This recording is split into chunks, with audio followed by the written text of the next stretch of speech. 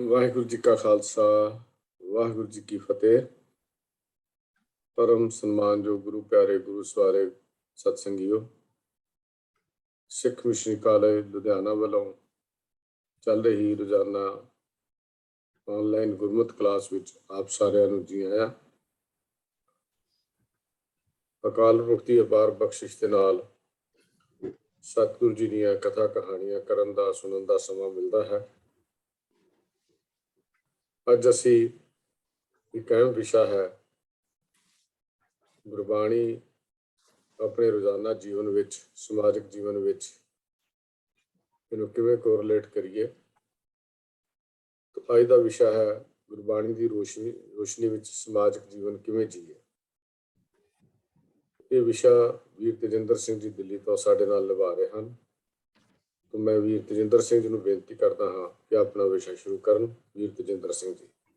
ਵਾਹਿਗੁਰੂ ਜੀ ਕਾ ਖਾਲਸਾ ਵਾਹਿਗੁਰੂ ਜੀ ਕੀ ਫਤਿਹ। ਓੰਕਾਰ ਸਤਨਾਮ ਕਰਤਾ ਪੁਰਖ ਨਿਰਭਉ ਨਿਰਵੈਰ ਅਕਾਲ ਮੂਰਤ ਅਜੂਨੀ ਸੈਭੰ ਗੁਰ ਪ੍ਰਸਾਦ। ਵਾਹਿਗੁਰੂ ਵਾਹਿਗੁਰੂ ਵਾਹਿਗੁਰੂ ਵਾਹਿਗੁਰੂ ਵਾਹਿਗੁਰੂ ਵਾਹਿਗੁਰੂ ਜੀ ਕਾ ਖਾਲਸਾ ਵਾਹਿਗੁਰੂ ਜੀ ਕੀ ਫਤਿਹ। ਸਿੱਖ ਮਿਸ਼ਨਰੀ ਕਾਲਜ ਲੁਧਿਆਣਾ ਦੇ ਜੋ ਗੁਰਮਤਿ ਕਲਾਸ USA ਵਾਲੀ ਹੈ, ਉਹਦੇ ਵਿੱਚ ਦੇਸ਼ ਪ੍ਰਦੇਸ਼ ਵਿੱਚ ਜੋ ਵੀਰ ਭੈਣਾਂ ਜੁੜੇ ਹਨ, ਉਹਨਾਂ ਸਾਰਿਆਂ ਦਾ ਸਵਾਗਤ ਹੈ। ਤੇ ਆਓ ਅੱਜ ਦੀ ਜੋ ਸਬਜੈਕਟ ਚੁਣਿਆ ਹੈ ਉਸ ਬਾਰੇ ਵਿਚਾਰਾਂ ਦਾ ਆਰੰਭ ਕਰੀਏ। ਅੱਜ ਦਾ ਜੋ ਸਬਜੈਕਟ ਹੈ ਉਹ ਹੈ ਕਿ ਸਮਾਜ ਵਿੱਚ ਵਿਚਰਨ ਦਾ ਕੀ ਢੰਗ ਹੋਣਾ ਚਾਹੀਦਾ ਹੈ ਔਰ ਗੁਰਬਾਣੀ ਇਸ ਬਾਰੇ ਸਾਨੂੰ ਕੀ ਅਗਵਾਈ ਬਖਸ਼ਿਸ਼ ਕਰਦੀ ਹੈ। ਤੋ ਜਿਵੇਂ ਸਾਨੂੰ ਸਾਰਿਆਂ ਨੂੰ ਪਤਾ ਹੈ ਕਿ ਜੋ ਮਨੁੱਖ ਹੈ ਉਹ ਇੱਕ ਸਮਾਜਿਕ ਪ੍ਰਾਣੀ ਹੈ, ਸੋਸ਼ਲ ਐਨੀਮਲ ਹੈ। ਉਹ ਐਨੀਮਲਸ ਨਾਲੋਂ ਇਸ ਕਰਕੇ ਡਿਫਰੈਂਟ ਹੈ ਕਿ ਇਹਦੇ ਅੰਦਰ ਪਰਮਾਤਮਾ ਨੇ ਕੁਝ ਐਸੀ ਫੈਕਲਟੀਜ਼ ਪਾਈਆਂ ਹਨ, ਕੁਝ ਐਸੇ ਗਿਆਨ ਇੰਦਰੇ ਔਰ ਕਰਮ ਇੰਦਰੇ ਬਖਸ਼ਿਸ਼ ਕੀਤੇ ਹਨ ਕਿ ਜਿਹਦੇ ਨਾਲ ਇਹ ਆਪਣੇ ਜੀਵਨ ਨੂੰ ਸੁਚੱਜਾ ਬਣਾ ਸਕਦਾ ਹੈ ਔਰ ਉਸ ਪਰਮਾਤਮਾ ਦੇ ਨਾਲ ਮਿਲਾਪ ਕਰ ਸਕਦਾ ਹੈ ਗੁਰੂ ਦੇ ਰਾਹੀਂ, ਜਿਸ ਨੇ ਇਹ ਅਪਰਚੁਨਿਟੀ ਸਾਨੂੰ ਮਨੁੱਖਾ ਜੀਵਨ ਅਮੋਲਕ ਦਾਤ ਜਿਹੜੀ ਹੈ ਉਹ ਬਖਸ਼ਿਸ਼ ਕੀਤੀ ਹੈ। ਤੋ ਇਸ ਅੱਜ ਦੇ ਜੋ ਅਸੀਂ ਸਬਜੈਕਟ ਹੈ ਇਸ ਨੂੰ ਕੁਝ ਹਿੱਸਿਆਂ ਵਿੱਚ ਵੰਡਿਆ ਹੈ ਕਿ ਜੀਵਨ ਵਿੱਚ ਸਹਿਜ ਕਿਵੇਂ ਆਵੇ। ਭਾਵੇਂ ਇਸ ਬਾਰੇ ਅਸੀਂ ਅਲੱਗ ਇੱਕ ਜਿਹੜਾ ਹੈ ਉਹ ਕਲਾਸ ਲਗਾ ਚੁੱਕੇ ਹਾਂ। ਸਾਡਾ ਨਿਤਾ ਪ੍ਰਤੀ ਦਾ ਜੀਵਨ ਕਿਹੋ ਜਿਹਾ ਹੋਵੇ, ਦੂਸਰਿਆਂ ਨਾਲ ਸਾਡੇ ਸੰਬੰਧ ਕਿਹੋ ਜਿਹੇ ਹੋਣ, ਇਸ ਲਈ ਕੀ ਕੁਝ ਕਰਨ ਦੀ ਲੋੜ ਹੈ। ਕਿਉਂਕਿ ਜੇਕਰ ਸਾਰਾ ਗੁਰੂ ਗ੍ਰੰਥ ਸਾਹਿਬ ਪੜ੍ਹਨ ਤੋਂ ਬਾਅਦ, ਵਿਚਾਰਨ ਤੋਂ ਬਾਅਦ, ਸਮਝਣ ਤੋਂ ਬਾਅਦ ਆਪਣੇ ਆਪ ਨੂੰ ਗੁਰੂ ਨਾਨਕ ਗੁਰੂ ਗੋਬਿੰਦ ਸਿੰਘ ਪਾਤਸ਼ਾਹ ਦਾ, ਗੁਰੂ ਗ੍ਰੰਥ ਸਾਹਿਬ ਦਾ ਸਿੱਖ ਕਹਿਣ ਦੇ ਬਾਵਜੂਦ ਵੀ ਸਾਡੇ ਜੀਵਨ ਦੇ ਅੰਦਰ ਕੋਈ ਪਰਿਵਰਤਨ ਨਾ ਹੋਵੇ, ਜਿਵੇਂ ਕਿ ਦੂਸਰਿਆਂ ਦਾ, ਜਿਨ੍ਹਾਂ ਨੇ ਗੁਰੂ ਨਾਨਕ ਗੁਰੂ ਗੋਬਿੰਦ ਸਿੰਘ ਮਹਾਰਾਜ ਨੂੰ, ਗੁਰਬਾਣੀ ਨੂੰ, ਅਕਾਲ ਪੁਰਖ ਵਾਹਿਗੁਰੂ ਨੂੰ ਆਪਣਾ ਜਿਹੜਾ ਹੈ ਇਸ਼ਟ ਨਹੀਂ ਸਮਝਿਆ, ਤਾਂ ਸਾਡੇ ਇਹ ਸਾਰਾ ਕੁਝ ਕਰਨ ਦਾ ਕੋਈ ਫਲ ਨਹੀਂ ਹੁੰਦਾ। ਤਾਂ ਇਸ ਕਰਕੇ ਗੁਰੂ ਨਾਨਕ ਦੇ ਸਿੱਖ ਹੋਣ ਦੇ ਨਾਤੇ ਸਾਡੇ ਅੰਦਰ ਜੋ ਗੁਰਬਾਣੀ ਦੇ ਸਾਨੂੰ ਚਾਨਣਾ ਬਖਸ਼ਿਆ ਹੈ ਉਹ ਸਾਡੇ ਜੀਵਨ ਦੇ ਵਿੱਚ ਉਹ ਰਿਫਲੈਕਟ ਹੋਣਾ ਚਾਹੀਦਾ ਹੈ, ਉਹ ਨਜ਼ਰ ਆਉਣਾ ਚਾਹੀਦਾ ਹੈ ਸਾਡੇ ਮਨ ਦੇ ਰਾਹੀਂ, ਸਾਡੇ ਜਿਹੜੀ ਸੋਚ ਹੈ ਉਸ ਦੇ ਰਾਹੀਂ, ਸਾਡੇ ਬਚਨਾਂ ਦੇ ਰਾਹੀਂ। ਅਸੀਂ ਜਿਸ ਤਰ੍ਹਾਂ ਦੇ ਬੋਲਨੇ ਹਾਂ ਸੰਸਾਰ ਦੇ ਵਿੱਚ, ਇੱਕ ਦੂਜੇ ਨਾਲ ਇੰਟਰੈਕਟ ਕਰਦੇ ਹਾਂ, ਔਰ ਫਿਰ ਸਾਡੇ ਜਿਹੜੇ ਐਕਸ਼ਨਸ ਹਨ ਉਹ ਵੀ ਜਿਹੜੇ ਹਨ ਉਹ ਗੁਰਮਤਿ ਅਨੁਸਾਰ ਹੋਣੇ ਚਾਹੀਦੇ ਹਨ। ਜਿਸ ਤਰ੍ਹਾਂ ਦੀ ਹਦਾਇਤ ਸਾਨੂੰ ਗੁਰੂ ਨਾਨਕ ਗੁਰੂ ਗੋਬਿੰਦ ਸਿੰਘ ਮਹਾਰਾਜ ਜੀ ਨੇ, ਗੁਰੂ ਗ੍ਰੰਥ ਸਾਹਿਬ ਮਹਾਰਾਜ ਜੀ ਨੇ ਸਾਨੂੰ ਬਖਸ਼ਿਸ਼ ਕੀਤੀ ਹੈ। ਤੋ ਇਸ ਲਈ ਸਾਨੂੰ ਇਹਨਾਂ ਚੀਜ਼ਾਂ ਦੇ ਵੱਲ ਅੱਜ ਵਿਚਾਰ ਕਰਨੀ ਹੈ। ਹਰ ਇੱਕ ਮਨੁੱਖ ਦਾ ਜਿਹੜਾ ਜੀਵਨ ਹੈ, ਜੀਵਨ ਦਾ ਸਫ਼ਰ ਕੀ ਹੈ ਕਿ ਜਿਸ ਵੇਲੇ ਉਹ ਇਸ ਸੰਸਾਰ ਦੇ ਵਿੱਚ ਜਨਮ ਲੈਂਦਾ ਹੈ, ਉਸ ਪਰਿਵਾਰ ਦੇ ਵਿੱਚ, ਕਿਸੇ ਪਰਿਵਾਰ ਦੇ ਵਿੱਚ ਜਨਮ ਲੈਂਦਾ ਹੈ, ਤਾਂ ਉਸ ਪਰਿਵਾਰ ਦੇ ਵਿੱਚ ਰਹਿ ਕਰਕੇ ਉਹ ਕੁਝ ਕਦਰਾਂ ਕੀਮਤਾਂ ਨੂੰ ਸਿੱਖਦਾ ਹੈ। ਔਰ ਜੋ ਸਮਾਂ ਪਾ ਕੇ ਆਪਣੀ ਜ਼ਿੰਦਗੀ ਦੇ ਸਵਾਸ ਪੂਰੇ ਕਰਕੇ ਹਰ ਇੱਕ ਮਨੁੱਖ ਨੇ ਇਸ ਸੰਸਾਰ ਤੋਂ ਤੁਰ ਜਾਣਾ ਹੈ। तो मनुखी जीवन का जो सफर है वो जन्म तो मौत तक का समा है। पास श्वास शुरू होने तो लाके श्वास जड़े पूरे होने तक का जो सफर है वो एक मनुख का सफर है। और आदमी हाँ एक दमी मोहलत मौत न जान कि एक दम का ही है कि एक दम आ रहा है तो असी आदमी हाँ मनुख हाँ तो जे वो दम आना बंद हो जाए, जो श्वास आने बंद हो जाए ਤੇ one is declared dead ਕਿ ਉਹਦੇ ਅੱਖ ਮੂੰਹ ਨੱਕ ਕੰਨ ਸਾਰੇ ਗਿਆਨ ਇੰਦਰੀ ਕਰਮ ਇੰਦਰੀ ਹੁੰਦੇ ਹੋਇਆਂ ਵੀ ਉਹ ਉਹਨਾਂ ਦਾ ਕੋਈ ਉਪਯੋਗ ਨਹੀਂ ਕਰ ਸਕਦਾ, ਕੋਈ ਯੂਜ਼ ਨਹੀਂ ਕਰ ਸਕਦਾ, ਭਾਵ ਉਹਦੇ ਵਾਸਤੇ ਉਹ ਯੂਜ਼ਲੈਸ ਹੋ ਜਾਂਦੇ ਨੇ, ਮਿੱਟੀ ਹੋ ਜਾਂਦੀ ਹੈ। ਤੇ ਜਦ ਤੱਕ ਇਹ ਸਾਰੇ ਚੀਜ਼ਾਂ ਸਾਡੇ ਐਕਟਿਵ ਹਨ, ਅਸੀਂ ਅੱਖਾਂ ਨਾਲ ਦੇਖ ਰਹੇ ਹਾਂ, ਗਿਆਨ ਪ੍ਰਾਪਤ ਕਰ ਰਹੇ ਹਾਂ, ਅਸੀਂ ਕਿਆ ਕਰਮ ਇੰਦਰੀਆਂ ਰਾਹੀਂ ਅਸੀਂ ਐਕਸ਼ਨ ਕਰ ਰਹੇ ਹਾਂ, ਤਾਂ ਫਿਰ ਇਹ ਸਾਨੂੰ ਸਮਝਣ ਦੀ ਲੋੜ ਹੈ ਕਿ ਅਸੀਂ ਇਸ ਅਮੋਲਕ ਜਿਹੜਾ ਮਨੁੱਖਾ ਜੀਵਨ ਹੈ, ਮਾਨਸ ਜਨਮ ਦੁਰਲਭ ਹੈ, ਹੋਏ ਨਾ ਬਾਰੰਬਾਰ ਜੋ ਬਨ ਫਲ ਪਾ ਕੇ ਭੂਏ ਗਿਰੈ ਬਹੁਰ ਨਾ ਲਾਗੇੜਾ। ਇਹੀ ਤੇਰਾ ਅਵਸਰ, ਇਹੀ ਤੇਰੀ ਵਾਰ, ਘਾਟ ਭੀਤਰ ਤੂੰ ਦੇਖ ਵਿਚਾਰ। ਤੋ ਇਹ ਸਾਡੇ ਅੰਦਰ ਸਾਨੂੰ ਇਹ ਵਿਚਾਰ ਕਰਨ ਦੀ ਲੋੜ ਹੈ ਕਿ ਅਸੀਂ ਇਸ ਮਨੁੱਖਾ ਜਨਮ ਦੇ ਅੰਦਰ ਗੁਰੂ ਦਾ ਸਿੱਖ ਹੋਣ ਦੇ ਨਾਤੇ ਅਸੀਂ ਕੀ ਕਰ ਰਹੇ ਹਾਂ। ਇਹ ਤੇ ਮਨੁੱਖੀ ਜੀਵਨ ਦਾ ਸਫ਼ਰ ਹੈ, ਲੇਕਿਨ ਮਨੁੱਖ ਦੀ ਜਿਹੜੀ ਧਾਰਮਿਕ ਜ਼ਿੰਦਗੀ ਹੈ, ਜਿੱਦ ਤੱਕ ਅਸੀਂ ਗੁਰਸਿੱਖ ਦੀ ਜ਼ਿੰਦਗੀ ਦੀ ਗੱਲ ਕਰਦੇ ਹਾਂ, ਤਾਂ ਉਹ ਆਤਮਿਕ ਮੌਤ ਤੋਂ ਆਤਮਿਕ ਜ਼ਿੰਦਗੀ ਵਾਲਾ ਹੈ। ਜਦ ਤੱਕ ਸਾਨੂੰ ਗੁਰਮਤਿ ਸਮਝ ਨਹੀਂ ਆਈ, ਜਦ ਤੱਕ ਸਾਡੇ ਆਰੰਭ ਜਿਹੜਾ ਹੈ ਗੁਰੂ ਦੇ ਘਰ ਵਿੱਚ ਸਾਡਾ ਜਨਮ ਨਹੀਂ ਹੋਇਆ, ਭਾਵ ਅਸੀਂ ਗੁਰੂ ਤੋਂ ਗਿਆਨ ਪ੍ਰਾਪਤ ਨਹੀਂ ਕੀਤਾ, ਉਦੋਂ ਤੱਕ ਸਾਡੀ ਜਿਹੜੀ ਹੈ ਆਤਮਿਕ ਮੌਤ ਹੀ ਸਮਝੀ ਜਾਏ, ਕਿਉਂਕਿ ਉਸ ਗਿਆਨ ਤੋਂ ਬਿਨਾਂ, ਪ੍ਰਭੂ ਦੇ ਨਾਮ ਤੋਂ ਬਿਨਾਂ ਸਾਡਾ ਜਿਹੜਾ ਜੀਵਨ ਹੈ ਉਹ ਮਾਇਕ ਪਦਾਰਥਾਂ ਨਹੀਂ ਹੋਏਗਾ। ਕਿਉਂਕਿ ਸਾਨੂੰ ਇਹ ਸੂਝ ਹੀ ਨਹੀਂ ਹੈ ਜਦ ਤੱਕ ਗੁਰੂ ਦਾ ਮਤਲਬ ਹੀ ਇਹ ਹੈ ਕਿ ਗੁਰੂ ਦਾ ਮਤਲਬ ਹੈ ਅੰਧੇਰਾ ਤੇ ਰੂਹ ਦਾ ਮਤਲਬ ਹੈ ਚਾਨਣਾ, ਪ੍ਰਕਾਸ਼ ਕਰਨਾ। ਉਹ ਸਾਡੇ ਅੰਦਰ ਧਾਰਮਿਕ ਜ਼ਿੰਦਗੀ ਦਾ ਪ੍ਰਕਾਸ਼ ਅਕਾਲ ਪੁਰਖ ਗੁਰੂ ਦੇ ਰਾਹੀਂ ਕਰਵਾਉਂਦਾ ਹੈ, ਔਰ ਫਿਰ ਗੁਰੂ ਦੇ ਦੱਸੇ ਰਸਤੇ ਤੇ ਚੱਲ ਕੇ ਅਸੀਂ ਉਸ ਅਕਾਲ ਪੁਰਖ ਦੇ ਨਾਲ ਸਮਾ ਸਕਦੇ ਹਾਂ, ਉਸ ਨੂੰ ਆਪਣੇ ਅੰਦਰ ਅਸੀਂ ਅਨੁਭਵ ਕਰ ਸਕਦੇ ਹਾਂ। ਤੋ ਇਹ ਆਤਮਿਕ ਮੌਤ ਦੀ ਜਿਹੜੀ ਜ਼ਿੰਦਗੀ ਹੈ ਉਹ ਮਾਇਆ ਦੇ ਢਹੇ ਚੜੀ ਵਾਲੀ ਜ਼ਿੰਦਗੀ ਹੈ, ਔਰ ਉਸ ਤੋਂ ਆਤਮਿਕ ਜ਼ਿੰਦਗੀ ਵੱਲ, ਆਤਮਿਕ ਮੌਤ ਔਰ ਆਤਮਿਕ ਜ਼ਿੰਦਗੀ ਦਾ ਇਹ ਜਿਹੜਾ ਸਫ਼ਰ ਹੈ ਉਹ ਧਾਰਮਿਕ ਸਫ਼ਰ ਹੈ, ਉਹ ਗੁਰਸਿੱਖ ਦਾ ਸਫ਼ਰ ਹੈ। ਤੋ ਬਾਣੀ ਅਨੁਸਾਰ ਜ਼ਿੰਦਗੀ ਕਿਹੋ ਜਿਹੀ ਹੋਣੀ ਚਾਹੀਦੀ ਹੈ, ਕਿ ਕਿਹੋ ਜਿਹੀ ਜਿਹੜੀ ਹੈ ਜ਼ਿੰਦਗੀ ਦੀ ਲੋੜ ਹੈ, ਤਾਂ ਕਿ ਅਸੀਂ ਸਮਾਜ ਦੇ ਵਿੱਚ ਸਹੀ ਢੰਗ ਦੇ ਨਾਲ ਅਸੀਂ ਚੱਲ ਸਕੀਏ।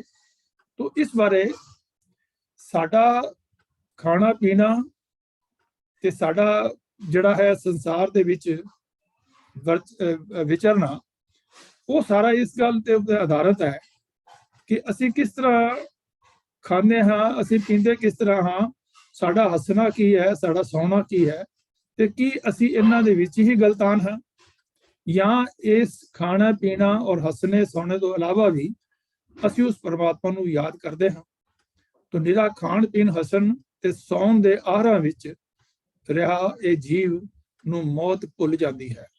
ਭਾਵ ਜੇਕਰ ਅਸੀਂ ਮਾਇਕ ਚਸਕਿਆਂ ਦੇ ਵਿੱਚ ਹੀ ਆਪਣਾ ਜੀਵਨ ਬਤੀਤ ਕਰ ਦਿੰਦੇ ਹਾਂ, ਔਰ ਜੋ ਆਤਮਿਕ ਜਿਹੜੀ ਜ਼ਿੰਦਗੀ ਹੈ ਉਸ ਵਾਲੇ ਪਾਸੇ ਅਸੀਂ ਚੱਲਦੇ ਹੀ ਨਹੀਂ ਹਾਂ, ਉਸ ਦੇ ਰਾਹ ਹੀ ਨਹੀਂ ਪੈਂਦੇ, ਤਾਂ ਫਿਰ ਇਹ ਸਾਰਾ ਜਿਹੜਾ ਖਾਣਾ ਪੀਣਾ, ਖੇਡਣਾ, ਹੱਸਣਾ, ਇਹ ਸੌਣਾ ਜਿਹੜਾ ਹੈ, ਇਹ ਤੇ ਸਾਰੇ ਪਸ਼ੂ ਵੀ ਕਰਦੇ ਹਨ। ਪਸ਼ੂ ਵੀ ਖਾਂਦੇ ਹਨ, ਪੀਂਦੇ ਹਨ, ਔਰ ਉਹ ਸੌਂਦੇ ਵੀ ਹਨ, ਉਹ ਬੱਚੇ ਵੀ ਪੈਦਾ ਕਰਦੇ ਹਨ, ਔਰ ਫਿਰ ਜਿਸ ਵੇਲੇ ਸਮਾਂ ਆਉਂਦਾ ਹੈ ਉਹ ਇਸ ਸੰਸਾਰ ਤੋਂ ਤੁਰ ਵੀ ਜਾਂਦੇ ਹਨ। ਤੇ ਜੇਕਰ ਅਸੀਂ ਖਸਮ ਨੂੰ ਵਿਸਾਰ ਦਿੱਤਾ ਹੈ, ਉਸ ਮਾਲਕ ਨੂੰ ਯਾਦ ਨਹੀਂ ਕੀਤਾ, ਤੇ ਫਿਰ ਇਹ ਸਾਰੀ ਜਿਹੜੀ ਜ਼ਿੰਦਗੀ ਹੈ ਸਾਡੀ ਖੁਆਰ ਜਾਂਦੀ ਹੈ, ਸਾਡੀ ਵੇਸਟ ਜਾਂਦੀ ਹੈ। ਤੋ ਇਹ ਧਿਗਾਕਾਰ ਸਾਨੂੰ ਫਿਟਕਾਰ ਹੈ, ਇਹ ਜੀਵਨ ਸਾਡਾ ਫਿਟਕਾਰ ਯੋਗ ਹੈ ਕਿ ਜੇਕਰ ਅਸੀਂ ਉਸ ਖਸਮ ਨੂੰ ਵਿਸਾਰ ਦਿੱਤਾ ਹੈ ਤੇ ਆਪਣੇ ਜ਼ਿੰਦਗੀ ਦੇ ਸਵਾਸ ਜਿਹੜੇ ਹਨ ਉਹਨਾਂ ਨੂੰ ਅਸੀਂ ਵੇਸਟ ਕਰ ਦਿੱਤਾ ਹੈ, ਤੇ ਸਮਝ ਲਓ ਕਿ ਇਹ ਅਸੀਂ ਸਾਡੀ ਜ਼ਿੰਦਗੀ ਜਿਹੜੀ ਹੈ ਉਹ ਫਿਟਕਾਰ ਯੋਗ ਹੈ। ਤੋ ਸਾਨੂੰ ਗੁਰਬਾਣੀ ਇਹੀ ਸਾਨੂੰ ਸਮਝਾਉਂਦੀ ਹੈ ਕਿ ਪ੍ਰਾਨੀ ਇੱਕੋ ਨਾਮ ਤੇ ਆਵੋ, ਇਹ ਪ੍ਰਾਨੀ ਇੱਕ ਪਰਮਾਤਮਾ ਦਾ ਨਾਮ ਸਿਮਰ। ਪਰਮਾਤਮਾ ਤੋਂ ਜੁੜਨ ਤੋਂ ਬਿਨਾਂ ਅਕਾਲ ਪੁਰਖ ਦੇ ਜੁੜਨ ਤੋਂ ਬਿਨਾ ਸਾਨੂੰ ਗੁਰੂ ਦੀ ਪ੍ਰਾਪਤੀ ਨਹੀਂ ਹੋ ਸਕਦੀ। ਤੇ ਜੇ ਗੁਰੂ ਦੀ ਪ੍ਰਾਪਤੀ ਨਹੀਂ ਹੈ ਤਾਂ ਫਿਰ ਸਾਡਾ ਜੀਵਨ ਜਿਹੜਾ ਤ੍ਰਿਗਾਕਾਰ ਹੈ। ਗੁਰਮੰਤਰਹੀਨਸ ਜੋ ਪ੍ਰਾਣੀ ਤ੍ਰਿਗੰਤ ਜਨਮ ਪ੍ਰਿਸ਼ਟਨੇ ਕੂਕਰੇ ਸੂਕਰੇ ਗਰਦਬੇ ਸਰਪਣੇ ਤੁਲ ਖਰੇ। ਫਿਰ ਸਾਡਾ ਜੀਵਨ ਉਹ ਸੱਪ ਵਾਂਗੂ ਹੈ, ਸਾਡਾ ਜੀਵਨ ਉਸ ਖੋਤੇ ਵਰਗਾ ਹੈ, ਸਾਡਾ ਜੀਵਨ ਉਸ ਕਾਂ ਵਰਗਾ ਹੈ ਜਿਸ ਨੂੰ ਕਿ ਕੋਈ ਅਵੇਅਰਨੈਸ ਨਹੀਂ ਹੈ ਕਿ ਉਹਦੀ ਇੱਥੇ ਧਾਰਮਿਕ ਡਿਊਟੀ ਕੀ ਹੈ, ਧਾਰਮਿਕ ਉਸਦਾ ਫਰਜ਼ ਕੀ ਹੈ।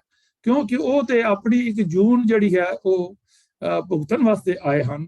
ਉਹਨਾਂ ਨੂੰ ਕੋਈ ਅਪਰਚੁਨਿਟੀ ਨਹੀਂ ਹੈ ਕਿ ਉਹ ਸਾਧ ਸੰਗਤ ਵਿੱਚ ਬੈਠ ਕਰਕੇ ਪ੍ਰਭੂ ਦਾ ਸਿਮਰਨ ਕਰ ਸਕਣ, ਕਿਸੇ ਦੀ ਸੇਵਾ ਕਰ ਸਕਣ, ਕਿਸੇ ਨੂੰ ਚੰਗੇ ਰਸਤੇ ਪਾ ਸਕਣ। ਕੋਈ ਇਹੋ ਜਿਹੀ ਗੱਲ ਉਹਨਾਂ ਦੇ ਜੀਵਨ ਵਿੱਚ ਨਹੀਂ ਹੈ।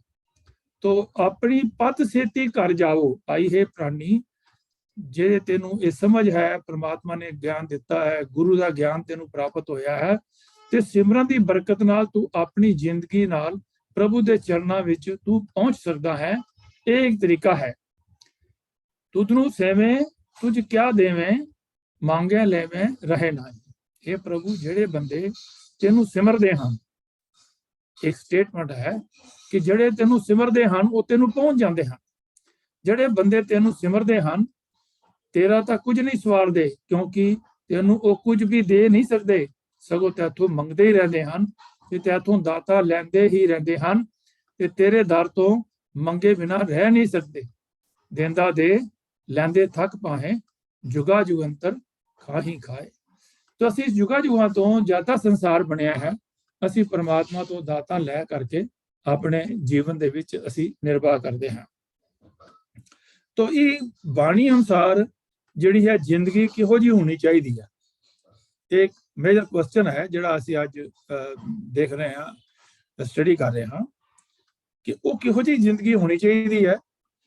ਉਸ ਬਾਰੇ ਮਹਾਰਾਜ ਨੇ ਸਾਨੂੰ ਗੌੜੀ ਰਾਗ ਦੇ ਵਿੱਚ ਕਬੀਰ ਸਾਹਿਬ ਦਾ ਸ਼ਬਦ ਹੈ 333 ਅੰਕ ਦੇ ਉੱਤੇ, ਸਾਨੂੰ ਉਹਦੇ ਵਿੱਚ ਸਮਝਾਇਆ ਹੈ ਸਤਿਗੁਰੂ ਨੇ ਕਿ ਸਹਿਜ ਕੀ ਅਕਥ ਕਥਾ ਹੈ ਨਿਰਾਰੀ। ਆ ਮਨੁੱਖ ਦੇ ਮਨ ਦੀ ਅਡੋਲਤਾ ਇੱਕ ਐਸੀ ਹਾਲਤ ਹੈ। ਆਪ ਜੇ ਮਨੁੱਖ ਨੇ ਆਪਣੇ ਨੂੰ ਸਮਾਜ ਦੇ ਵਿੱਚ ਵਿਚਰਨਾ ਹੈ ਤੇ ਉਹਦਾ ਆਪਣਾ ਇੱਕ ਬੈਲੈਂਸ ਹੋਣਾ, ਆਪਣੇ ਆਪ ਵਿੱਚ ਬੈਲੈਂਸ ਹੋਣਾ, ਉਹਦੇ ਬੋਲਣ ਤੇ ਕੰਟਰੋਲ ਹੋਵੇ, ਉਹਦੇ ਕੰਮ ਕਰਨ ਤੇ ਕੰਟਰੋਲ ਹੋਵੇ, ਉਹਦੇ ਕਿਸੇ ਨਾਲ ਵੀ ਅਗਰ ਸਾਂਝ ਪੈਂਦੀ ਹੈ ਤੇ ਉਸ ਦੇ ਨਾਲ ਉਹਦੀ ਟ੍ਰੀਟਮੈਂਟ ਜਿਹੜੀ ਹੈ ਉਹ ਬੜੀ ਵਧੀਆ ਹੋਣੀ ਚਾਹੀਦੀ ਹੈ। ਤਾਂ ਇਹ ਜੋ ਸ਼ਾਂਤੀ ਹੈ, ਜਿਹੜਾ ਬੰਦਾ ਅੰਦਰੋਂ ਸ਼ਾਂਤ ਹੈ, ਜੇਕਰ ਅੰਦਰੋਂ ਸ਼ਾਂਤ ਨਹੀਂ ਹੈ ਤਾਂ ਉਹ ਕਿਸੇ ਨਾਲ ਵੀ ਫਲੇਅਰ ਅਪ ਹੋ ਸਕਦਾ ਹੈ। ਉਸ ਦੇ ਅੰਦਰ ਕਾਮ, ਕ੍ਰੋਧ, ਲੋਭ, ਮੋਹ, ਹੰਕਾਰ ਜਿਹੜੇ ਹਨ ਉਹ ਆਪਣਾ ਜ਼ੋਰ ਪਾ ਸਕਦੇ ਹਨ। ਤੇ ਜੇਕਰ ਮਨੁੱਖ ਦੇ ਅੰਦਰ ਕਾਮ, ਕ੍ਰੋਧ, ਲੋਭ, ਮੋਹ, ਹੰਕਾਰ ਪ੍ਰਬਲ ਹਨ ਤਾਂ ਉਹ ਸੰਸਾਰ ਵਾਸਤੇ ਇੱਕ ਕਰਸ ਹੈ, ਉਹ ਇੱਕ ਸੰਸਾਰ ਦੇ ਲੋਕਾਂ ਵਾਸਤੇ ਜਿਹੜਾ ਹੈ ਉਹ ਕੋਈ ਬੈਨੀਫੀਸ਼ੀਅਲ ਨਹੀਂ ਹੈ, ਉਸ ਦਾ ਸੰਸਾਰ ਨੂੰ, ਸਮਾਜ ਨੂੰ ਕੋਈ ਫਾਇਦਾ ਨਹੀਂ ਹੈ। ਤਾਂ ਇਸ ਕਰਕੇ ਸਾਡੇ ਅੰਦਰ ਜਿਹੜੀ ਹੈ ਪ੍ਰਭੂ ਦੇ ਨਾਲ ਜੁੜ ਕਰਕੇ ਸਾਨੂੰ ਰਸਨਾ, ਗੁਣ, ਗੋਪਾਲ ਨਿਤ ਗਾਇਣ ਤੇ ਪ੍ਰਾਪਤੀ ਕੀ ਹੁੰਦੀ ਹੈ, ਸ਼ਾਂਤ ਸਹਿਜ ਰਹਿਸ ਮਨ ਉਪਜੋ ਸਗਲੇ ਦੁੱਖ ਭਲਾਏ। ਤਾਂ ਸਾਡੇ ਅੰਦਰੋਂ ਜਿਹੜੀ ਹੈ ਸ਼ਾਂਤੀ ਹੋ ਜਾਂਦੀ ਹੈ। ਅਗਰ ਸਾਡੇ ਅੰਦਰ ਸ਼ਾਂਤੀ ਹੈ ਤੇ ਸਾਡੇ ਸੋਚਣ ਦੀ ਸ਼ਕਤੀ ਜਿਹੜੀ ਹੈ ਉਹ ਵੀ ਬੈਲੈਂਸਡ ਹੋਏਗੀ। ਜੇਕਰ ਸਾਡੇ ਅੰਦਰ ਸ਼ਾਂਤੀ ਹੈ ਤਾਂ ਸਾਡਾ ਬਿਹੇਵੀਅਰ ਵੀ ਦੂਸਰੇ ਦੇ ਨਾਲ ਜਿਹੜਾ ਹੈ ਉਹ ਸ਼ਾਂਤੀਪੂਰਵਕ ਹੋਏਗਾ, ਉਹ ਬੜਾ ਕੋਰਡੀਅਲ ਹੋਏਗਾ। ਤੇ ਜੇਕਰ ਸਾਡੇ ਅੰਦਰ ਸ਼ਾਂਤੀ ਨਹੀਂ ਤਾਂ ਅਸੀਂ ਆਪਣੇ ਪਰਿਵਾਰ ਵਿੱਚ ਵੀ ਖੁਸ਼ ਨਹੀਂ ਰਹਿ ਸਕਦੇ, ਆਪਣੇ ਪਰਿਵਾਰ ਵਿੱਚ ਵੀ ਸਾਡਾ ਜਿਹੜਾ ਹੈ ਉਹ ਕਲਾ ਕਲੇਸ਼ ਜਿਹੜਾ ਹੈ ਚੱਲਦਾ ਰਹੇਗਾ। ਜੇਕਰ ਕਲਾ ਕਲੇਸ਼ ਹੈ ਤੇ ਨਾ ਅਸੀਂ ਪ੍ਰਭੂ ਦੇ ਦਰ ਤੇ ਉਸ ਦੇ ਦਰ ਵੱਲ ਅਗਰਸਰ ਹੋ ਸਕਦੇ ਹਾਂ, ਨਾ ਹੀ ਅਸੀਂ ਧਾਰਮਿਕ ਲੀਹਾਂ ਤੇ ਚੱਲ ਸਕਦੇ ਹਾਂ, ਔਰ ਨਾ ਹੀ ਸਮਾਜ ਦੇ ਵਿੱਚ ਸਾਡਾ ਕੋਈ ਆਦਰ, ਮਾਣ ਜਾਂ ਸਤਿਕਾਰ ਹੋਏਗਾ। ਤਾਂ ਐਜ਼ ਏ ਗੁਰਸਿੱਖ ਸਾਡੇ ਅੰਦਰ ਕੋਈ ਫਰਕ ਨਹੀਂ ਹੋਏਗਾ ਜਿਹੜੇ ਕਿ ਗੁਰੂ ਮਾਰਗ ਤੇ, ਗੁਰੂ ਗ੍ਰੰਥ ਸਾਹਿਬ ਦੇ ਮਾਰਗ ਤੇ, ਗੁਰਬਾਣੀ ਦੇ ਰਸਤੇ ਤੇ ਨਹੀਂ ਚੱਲੇ।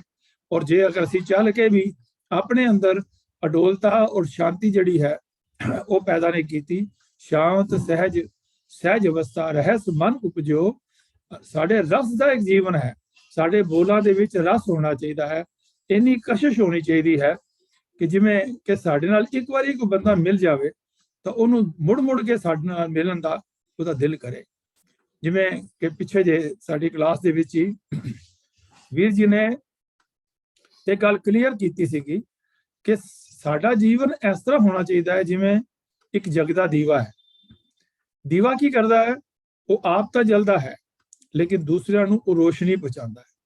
ਤਾਂ ਗੁਰਸਿੱਖ ਜਿਹੜਾ ਹੈ ਇਹਦੇ ਅੰਦਰ ਪਰਮਾਤਮਾ ਦੇ ਗੁਣਾਂ ਦਾ ਜਿਹੜਾ ਅਕਸ ਹੈ ਉਹ ਇਹਦੇ ਅੰਦਰ ਆ ਜਾਵੇ। ਅਗਰ ਗੁਣ ਆ ਜਾਣ ਤਾਂ ਉਹ ਇਹਨਾਂ ਗੁਣਾਂ ਨੂੰ ਸਮਾਜ ਦੇ ਵਿੱਚ ਵੰਡ ਸਕਦਾ ਹੈ, ਔਰ ਜਿਸ ਸਦਕਾ ਸਮਾਜ ਵੀ ਅੱਛਾ ਹੋਏਗਾ ਔਰ ਉਸਦਾ ਜੀਵਨ ਵੀ ਅੱਛਾ ਹੋਏਗਾ, ਉਸਦੇ ਪਰਿਵਾਰਕ ਜੀਵਨ ਜਿਹੜਾ ਹੈ ਉਹ ਵੀ ਅੱਛਾ ਹੋਏਗਾ। तो ये जो सहज की कथा है निरारी, ये जिहड़ी निराली है, अनोखी है। ये सब चीज़ां सानू केवल मन की अडोलता दे नाल जो प्रभु दे सिमरन दे नाल सानू प्राप्त हुंदियां हन। ये ऐसी अवस्था है जिसनू के किसी नाल कंपेयर नहीं किया जा सकता। जे किसी नू ठंड लग रही है तो उन्होंने ठंड लग रही है, वो कोई दस नहीं सकता। जे किसी ने कोई सिमरन किया प्रभु का, उसनू ज्ञान प्राप्त होया, उसनू कुछ रहस्य प्राप्त होया, ओदी जीवन रसमय हो गया, तो वो किसी नू दस नहीं सकता है, तो ना ही उससे कोई कंपैरिजन हो सकता है जिहड़ी सहज अवस्था है। तो इस करके इनू अपने आप ही मानिया जा सकता है। तो ये ना किसी ये कहा जा सकता कि अवस्था किसी तो भारी है, तो ना ये कहा जा सकता भी ये किसी तो जिहड़ी है वो हल्की है। तो सानू ये जिहड़ा जीवन है, ये जिहड़ी अवस्था है, इहदे नाल सानू एक गल होर भी समझाई है महाराज ने बाणी दे अंदर। गुरु नानक पातशाह जी ने सानू ये समझाया है कि इस संसार दे विच विचरदे होया, अपने परिवारक जिम्मेवारियां नू पूरियां करदे होया, अजे समाजिक जिम्मेवारियां नू पूरे करदे होया, अपने धार्मिक फर्जां नू पूरा करदे होया, इस माया नू अपने उपर हावी नहीं होण देना। रामकली गोष्ठ दे अंदर सिद्ध गोष्ठ नाल जो बाणी गुरु नानक पातशाह जी ने उचारी है, उहदे विच सानू एक गल समझाई है कि जिवें एक मुरगाबी है, मुरगाबी पानी दे उपर तैरदी है, लेकिन पानी दे तैरन दा भाव यह है कि उहदी जिहड़ी लाइफ है वो पानी दे अंदर है, लेकिन वो जिहड़े उसदे खंभ जिस दे सहारे वो एक जगह तो दूसरी जगह ते मूव करती है, वो इस तरीके नाल उहनूं उच्चा पानी तो उच्चा रखती है कि उहदे खंभ जिहड़ी है उन्हां ते जरा मात्र भी छिट्टां नहीं पैंदियां, जरा मात्र भी वो गिले नहीं हुंदे हैगे। तो यही धन गुरु नानक पातशाह ने सानू ये समझाया है कि असी अपने जीवन दे विच मायक पदार्थां नूं वरतदे होए, मायक पदार्थां दे नाल अपने परिवार नूं चलांदे होए, अपने जीवन दी जिहड़ी है वो जीवन वास्ते जिहड़ियां एसेंशियल चीज़ां हन उन्हां नूं लै करके इस माया नूं एक सर्वेंट के तौर के उपर वरतना है, उन्होंने अपना मास्टर नहीं होने देना, अपने दिमाग के उपर नहीं चढ़ना कि जेकर माया आ गई, जिवें माटी का पुत्रो कैसे नचता है, देखे देखे सुने बोले दौड़ियो फिरत है, जब कुछ पावे तब गर्व करता है। इस वेले माया ज्यादा आ गई तो बड़ा जड़ा है अहंकार आ गया मन के अंदर कि बाकी किसी को जिस को थोड़ी है उन्होंने समझता कुछ नहीं। तो ये अपने मन दे विच ध्यान लगा के बैठा है कि मेरे वर्गा लकी बंदा होर कोई नहीं। ठीक है तेरे कोल माया है, लेकिन जिहदे कोल नहीं है, जिहड़े हैव नॉट्स ने, उन्हां नूं जो बुरी निगाह नाल नहीं देखना, उन्हां नूं इस निगाह नाल नहीं देखना कि उन्हां नाल नफरत नहीं करनी है। जिस ग्रह बहुत तिसे ग्रह चिंता, जिस गया थोड़ी सो फिरे प्रमंता, दो व्यवस्था दे जो मुक्ता, सोई सुहेला पालिए जियो। तो गुरसिख दी ये अवस्था है समाज दे विच विचरण दी कि अगर उहदे कोल जिन्नी भी माया है उस माया दे नाल उन्हें अपना गुजरान करना है और उद्यम करना है। उद्यम करेंदिया जीव तू कमाउंदिया सुख पुंज, ध्यानदिया तू प्रभ मिल नानक पुत्री चिंत। ये गुरसिख वे ऑफ लाइफ है कि तू उद्यम कर, तू किरत कर, धर्म की किरत कर। भाव जिस वेले तू घर तू दुकान ते बैठा है, समाज दे विच दुकान ते बैठा है, ते हथ कारवाल चित करतार वाल हो कि चित दे अंदर ये होवे कि मैं किसी का हक नहीं मारना, मैं किसी ने धक्का नहीं करना, क्योंकि पराए हक नूं जिहड़ा है मुर्दा खान दे बराबर दस्सिया है सतगुरां ने गुरबाणी दे अंदर। तो वो हर वेले उसके ध्यान विच रहे कि हक पराया नानका उस सुअर उस गाय, गुरपीर हामा तां परे जा मुर्दार ना खाए। तो जे हिंदू बैठा है ਤੇ ਉਹ ਸਮਝੇ ਕਿ ਕਿਸੇ ਦਾ ਕਰਪਸ਼ਨ ਕਰਨਾ, ਕਿਸੇ ਤੋਂ ਵੱਡੀ ਲੈਣੀ ਜਾਂ ਕਿਸੇ ਦਾ ਹੱਕ ਮਾਰਨਾ ਇਹ ਗਾਂ ਖਾਣ ਦੇ ਬਰਾਬਰ ਹੈ। ਤੇ ਜੇ ਕੋਈ ਮੁਸਲਮਾਨ ਵੀਰ ਬੈਠਾ ਹੈ ਤੇ ਉਹ ਸਮਝੇ ਕਿ ਸੂਰ ਖਾਣ ਦੇ ਬਰਾਬਰ ਹੈ। ਤੋ ਇੰਨੀ ਸਖਤ ਜਿਹੜੀ ਹੈ ਡਿਸਪਲਿਨ ਜਿਹੜਾ ਹੈ ਉਹ ਲਾਈਫ ਦੇ ਵਿੱਚ ਰਹੇਗਾ ਤੇ ਤਾਂ ਅਸੀਂ ਆਪਣੀ ਦੁਕਾਨ ਤੇ ਬੈਠੇ ਹੋਏ ਵੀ ਹੱਥ ਕਾਰ ਵੱਲ ਚਿਤ ਕਰਤਾਰ ਵੱਲ ਕਰ ਸਕਦੇ ਹਾਂ। ਨਾਮਾ ਕਹੇ ਤਲੋਚਨਾ ਮੁਖਤੇ ਰਾਮ ਸਮਾਲ, ਹਾਥ ਪਾਂਵ ਕਰ ਕਾਮ ਸਭ ਚੀਤ ਨਿਰੰਜਨ। ਤੋ ਚਿੱਤ ਜਿਹੜਾ ਹੈ ਉਹ ਨਿਰੰਜਨ ਨਾਲ ਜੋੜ ਕੇ ਰੱਖਣਾ ਹੈ ਗੁਰੂ ਕੇ ਸਿੱਖ ਨੇ, ਤਾਂ ਕਿ ਉਸਦੇ ਜਿਹੜੇ ਹੱਥ ਕਿਸੇ ਵੱਲ ਕੰਮ ਵਾਲੇ ਪਾਸੇ ਜਾਣ ਤਾਂ ਗੁਰਬਾਣੀ ਉਸ ਨੂੰ ਰੋਕੇ ਕਿ ਇਹ ਹੱਥ ਜਿਹੜੇ ਹਨ ਇਹ ਭੈੜੇ ਪਾਸੇ ਨਹੀਂ ਜਾਣੇ। ਇਹ ਅੱਖਾਂ ਦੇਖਣ ਲੱਗਣ ਭੈੜੇ ਪਾਸੇ ਤੇ ਗੁਰਬਾਣੀ ਉਹਨੂੰ ਰੋਕੇ ਕਿ ਇਹ ਭੈੜੀ ਚੀਜ਼ ਹੈ। ਪਰ ਨਿੰਦਾ ਕਰਨੀ, ਜ਼ਬਾਨ ਉਹਨੂੰ ਰੋਕ ਲਵੇ। ਤੇ ਜੇ ਅੱਖਾਂ ਨੇ ਜੇ ਪਰਾਈ ਇਸਤਰੀ ਵੱਲ ਦੇਖ ਰਹੀਆਂ ਨੇ ਤੇ ਉਹਨੂੰ ਉਸ ਪਾਸੇ ਵੱਲ ਜਾਣ ਤੋਂ ਰੋਕੇ। ਜੇ ਕੰਨ ਜਿਹੜੇ ਹਨ ਉਹ ਨਿੰਦਿਆ ਸੁਣਦੇ ਪਏ ਹਨ ਤਾਂ ਫਿਰ ਉਹਦਾ ਮਨ ਜਿਹੜਾ ਹੈ ਨਿਰੰਕਾਰ ਨਾਲ ਜੁੜਿਆ ਹੋਇਆ ਹੈ, ਉਸ ਕਰਕੇ ਉਹ ਜਿਹੜੀ ਜੁੜੀ ਸੁਰਤ ਹੈ ਉਹ ਉਸ ਨੂੰ ਉਸ ਪਾਸੇ ਜਾਣ ਤੋਂ ਰੋਕੇ। तो अपने ज्ञान और कर्म इंद्रियों जो रोकेगा तो he will become a useful asset for the society. वो समाज वास्ते एक यूजफुल जड़ा है वो बनेगा। तो इथों आपां ये समझते हैं कि जिथे जाए भईए जड़ा गुरसिख है ਉਹਦਾ ਇਹ ਮਤਲਬ नहीं है कि जिथे जाए उथे पंगा पाओ। ਉਹਦਾ मकसद ये हैगा, ਉਹਦਾ पर्पज ये हैगा कि जिथे जाए भईए भला करी भला कहिए, ਉੱਥੇ ਜਾ ਕੇ ਭਲੀ ਗੱਲ ਕਰਨੀ ਹੈ, ਉੱਥੇ ਚੰਗੀ ਗੱਲ ਕਰਨੀ ਹੈ, ਉੱਥੇ ਗੁਰਮਤਿ ਦੀ ਗੱਲ ਕਰਨੀ ਹੈ, ਗੁਰਬਾਣੀ ਦੀ ਗੱਲ ਕਰਨੀ ਹੈ, ਗੁਰ ਇਤਿਹਾਸ ਦੀ ਗੱਲ ਕਰਨੀ ਹੈ ਤੇ ਚੰਗੇ ਜਿਹੜੇ ਹਨ ਗੁਣ ਉਹਨਾਂ ਦਾ ਉੱਥੇ ਜਿਹੜਾ ਹੈ ਉਹ ਗੱਲ ਕਰਨੀ ਹੈ। ਤੇ ਜੇ ਸੰਗਤ ਵਿੱਚ ਕਿਸੇ ਕੋਲ ਬੈਠੇ ਹੋ, ਕੋਈ ਤੁਹਾਡੇ ਕੰਟੈਕਟ ਵਿੱਚ ਆਇਆ ਹੈ ਤਾਂ ਜੇਕਰ ਉਹਦੇ ਕੋਈ ਚੰਗਾ ਗੁਣ ਹੈ ਤਾਂ ਉਸ ਚੰਗੇ ਗੁਣ ਨੂੰ ਗ੍ਰਹਿਣ ਕਰੋ। ਗੁਨਾਹ ਦਾ ਹੋਵੇ ਵਾਸਲਾ ਕੱਢ ਵਾਸ ਲਈ ਜੇ। ਪਰ ਜੇ ਕੋਲ ਕਿਸੇ ਕੋਲ ਗੁਨਾਹ ਦੀ ਜਿਹੜੀ ਹੈ ਖੁਸ਼ਬੂ ਹੈ ਤਾਂ ਉਸ ਖੁਸ਼ਬੂ ਨੂੰ ਪ੍ਰਾਪਤ ਕਰਨ ਦੀ ਕੋਸ਼ਿਸ਼ ਕਰੋ ਕਿ ਉਹ ਗੁਣ ਤੁਹਾਡੇ ਅੰਦਰ ਆ ਜਾਣ। ਔਰ ਇਸ ਪ੍ਰੋਸੈਸ ਦੇ ਅੰਦਰ ਗੁਣ ਲੈਣ ਦੇ ਲੱਗਿਆ ਉਸ ਦਾ ਧੰਨਵਾਦ ਵੀ ਕਰਨਾ ਹੈ ਕਿ ਤੁਸੀਂ ਇਹ ਗੁਣ ਸਾਨੂੰ ਦਿੱਤੇ ਹਨ। ਤਾਂ ਇਹਨਾਂ ਗੁਣਾਂ ਦਾ ਜਿਹੜਾ ਹੈ ਉਹ ਸਾਰਾ ਤੁਹਾਡਾ ਧੰਨਵਾਦ ਹੈ। ਤੇ ਇਹ ਉਹ ਗੁਣ ਪ੍ਰਾਪਤ ਕਰਕੇ ਜਿਹੜਾ ਹੈ ਉਸ ਨੂੰ ਅੱਗੇ ਲੈ ਕਰਕੇ ਉਸ ਦੀ ਖੁਸ਼ਬੂ ਆਪ ਲੈਣੀ ਹੈ। ਜਿਵੇਂ ਕੋਈ ਬੰਦਾ ਨਾਮ ਸਿਮਰਨ ਵਾਲਾ ਵਿਅਕਤੀ ਗੁਰਸਿੱਖ ਮਿਲ ਗਿਆ ਤਾਂ ਉਹਦੇ ਨਾਲ ਨਾਮ ਸਿਮਰਨ ਦਾ ਜਿਹੜਾ ਹੈ ਉਹ ਖੁਸ਼ਬੂ ਪ੍ਰਾਪਤ ਕਰਕੇ ਆਪ ਨਾਮ ਸਿਮਰਨ ਵਾਲੇ ਪਾਸੇ ਜੁੜੀਏ ਤੇ ਫਿਰ ਦੂਸਰਿਆਂ ਨੂੰ ਵੀ ਜਾਂ ਨਾਨਕ ਧੂੜ ਮੰਗੈ ਤਿਸ ਗੁਰਸਿੱਖ ਕੀ ਜੋ ਆਪ ਜਪੈ ਅਵਰੈ ਨਾਮ ਜਪਾਵੇ, ਦੂਸਰਿਆਂ ਨੂੰ ਵੀ ਨਾਮ ਜਪਣ ਵਾਲੇ ਪਾਸੇ ਪ੍ਰੇਰਨਾ ਕਰੇ। तो ऐसी ਜਿਹੜੀ ਹੈ ਅਵਸਥਾ ਜਿਹੜੀ ਹੈ ਉਹ ਮਨ ਦੇ ਵਿੱਚ ਜਿਹੜੀ ਹੈ ਉਹ ਆਉਣੀ ਚਾਹੀਦੀ ਹੈ। ਦੂਸਰਾ ਹੈ ਸਾਡਾ ਜਿਹੜਾ ਜੀਵਨ ਹੈ, ਅਸੀਂ ਆਪਣੇ ਜੀਵਨ ਨੂੰ ਇਸ ਲਾਈਨ ਦੇ ਉੱਪਰ ਤੋਰਨਾ ਹੈ ਕਿ ਸਾਡੇ ਜੀਵਨ ਇੱਕ ਸੁਚੱਜਾ ਜੀਵਨ ਹੋਵੇ ਔਰ ਇਹ ਅਵਸਥਾ ਸਾਨੂੰ ਕਿਵੇਂ ਪ੍ਰਾਪਤ ਹੋਵੇ। ਜਿਹੋ ਜਿਹੀ ਅਸੀਂ ਹੁਣੇ ਗੱਲ ਕਰ ਰਹੇ ਹਾਂ ਤਾਂ ਇਹ ਅਵਸਥਾ ਪ੍ਰਾਪਤ ਕਿਵੇਂ ਹੋ ਸਕਦੀ ਹੈ, ਇਹ ਵੀ ਸਾਡੇ ਵਾਸਤੇ ਇੰਪੋਰਟੈਂਟ ਜਿਹੜਾ ਵਿਸ਼ਾ ਹੈ। ਜੀਵਨ ਵਿੱਚ ਗੁਣ ਧਾਰਨ ਕਰਕੇ ਫਿਰ ਕੁਐਸਚਨ ਫਿਰ ਪੈਦਾ ਹੁੰਦਾ ਹੈ ਕਿ ਇਹ ਗੁਣ ਪ੍ਰਾਪਤ ਹੁੰਦੇ ਹਨ ਕਿੱਥੋਂ ਮਿਲਣ ਸਾਨੂੰ? ਇਹ ਗੁਰੂ ਪਾਸੋਂ ਸਾਨੂੰ ਮਿਲਦੇ ਹਨ ਤੇ ਗੁਰੂ ਦਾ ਉਪਦੇਸ਼ ਮਿਲਦਾ ਹੈ ਗੁਰਬਾਣੀ ਵਿੱਚੋਂ। ਗੁਜਰੀ ਰਾਗ ਦੇ ਅੰਦਰ ਚੌਥੇ ਪਾਤਸ਼ਾਹ ਜੀ ਨੇ 494 ਅੰਕ ਦੇ ਉੱਪਰ ਸਾਨੂੰ ਸਮਝਾਇਆ ਹੈ, ਜਨ ਨਾਨਕ ਬੋਲੇ ਗੁਣ ਬਾਣੀ ਗੁਰਬਾਣੀ ਹਰ ਨਾਮ ਸਮਾਇਆ, ਕਿ ਹਰੀ ਦਾ ਨਾਮ ਔਰ ਇਹ ਗੁਣ ਜਿਹੜੇ ਹਨ ਉਹ ਸਾਰੇ ਗੁਰਬਾਣੀ ਦੇ ਅੰਦਰ ਜਿਹੜੇ ਹਨ ਉਹ ਸਮਾਏ ਹੋਏ ਹਨ। ਰਤਨਾ ਰਤਨ ਪਦਾਰਥ ਬਹੁ ਸਾਗਰ ਭਰਿਆ ਰਾਮ, ਬਾਣੀ ਗੁਰਬਾਣੀ ਲਾਗੈ ਤਿੰਨ ਹੱਥ ਚੜਿਆ ਰਾਮ। ਜਿਹੜੇ ਗੁਰਬਾਣੀ ਦੇ ਨਾਲ ਜੁੜਨਗੇ ਉਹਨਾਂ ਨੂੰ ਇਹ ਰਤਨਾ ਵਰਗੇ ਅਮੋਲਕ ਗੁਣ ਜਿਹੜੇ ਹਨ ਉਹ ਪ੍ਰਾਪਤ ਹੋਣਗੇ। ਔਰ ਇਹ ਗੁਣਾਂ ਦਾ ਦਾਤਾ ਕੌਣ ਹੈ? ਗੁਣਾਂ ਦਾ ਦਾਤਾ ਕੌਣ ਹੈ? ਕਿਹਦੇ ਕੋਲ ਗੁਣ ਹਨ? ਸਭ ਗੁਣ ਤੇਰੇ ਮੈਂ ਨਾਹੀ ਕੋਏ, ਵਿਨ ਗੁਣ ਕੀਤੇ ਭਗਤ ਨਾ ਹੋਏ। ਬਿਨਾਂ ਗੁਣ ਕੀਤਿਆਂ ਭਗਤੀ ਨਹੀਂ ਹੋ ਸਕਦੀ। ਔਰ ਇਹ ਸਾਰੇ ਗੁਣ ਜਿਹੜੇ ਹਨ ਤੇਰੇ ਤੋਂ, ਅਕਾਲ ਪੁਰਖ ਵਾਹਿਗੁਰੂ ਜੀ ਤੁਹਾਡੇ ਤੋਂ ਹੀ ਆਉਂਦੇ ਹਨ। ਤਾਂ ਇਸ ਕਰਕੇ ਤੁਹਾਡੇ ਨਾਲ ਜੁੜਨਾ ਹੈ। ਜੋ ਆਪ ਜੀ ਨੇ ਗੁਰੂ ਦੇ ਰਾਹੀਂ ਸਾਨੂੰ ਗੁਰਬਾਣੀ ਦੇ ਵਿੱਚ ਬਖਸ਼ਿਸ਼ ਕੀਤੇ ਹਨ, ਅਸੀਂ ਉਹਨਾਂ ਦੇ ਨਾਲ ਜੁੜਨਾ ਹੈ। तो ये सतगुर दाता हर नाम का प्रभ आप मिलावे सोए। ਪ੍ਰਭੂ ਆਪ ਗੁਰੂ ਦੇ ਨਾਲ ਮਿਲਾਦਾ ਹੈ, ਜਿਹੜਾ ਕਿ ਨਾਮ ਦਾ ਦਾਤਾ ਹੈ। ਨਾਮ ਸਾਨੂੰ ਉਸ ਤੋਂ ਪ੍ਰਾਪਤ ਹੋ ਸਕਦਾ ਹੈ।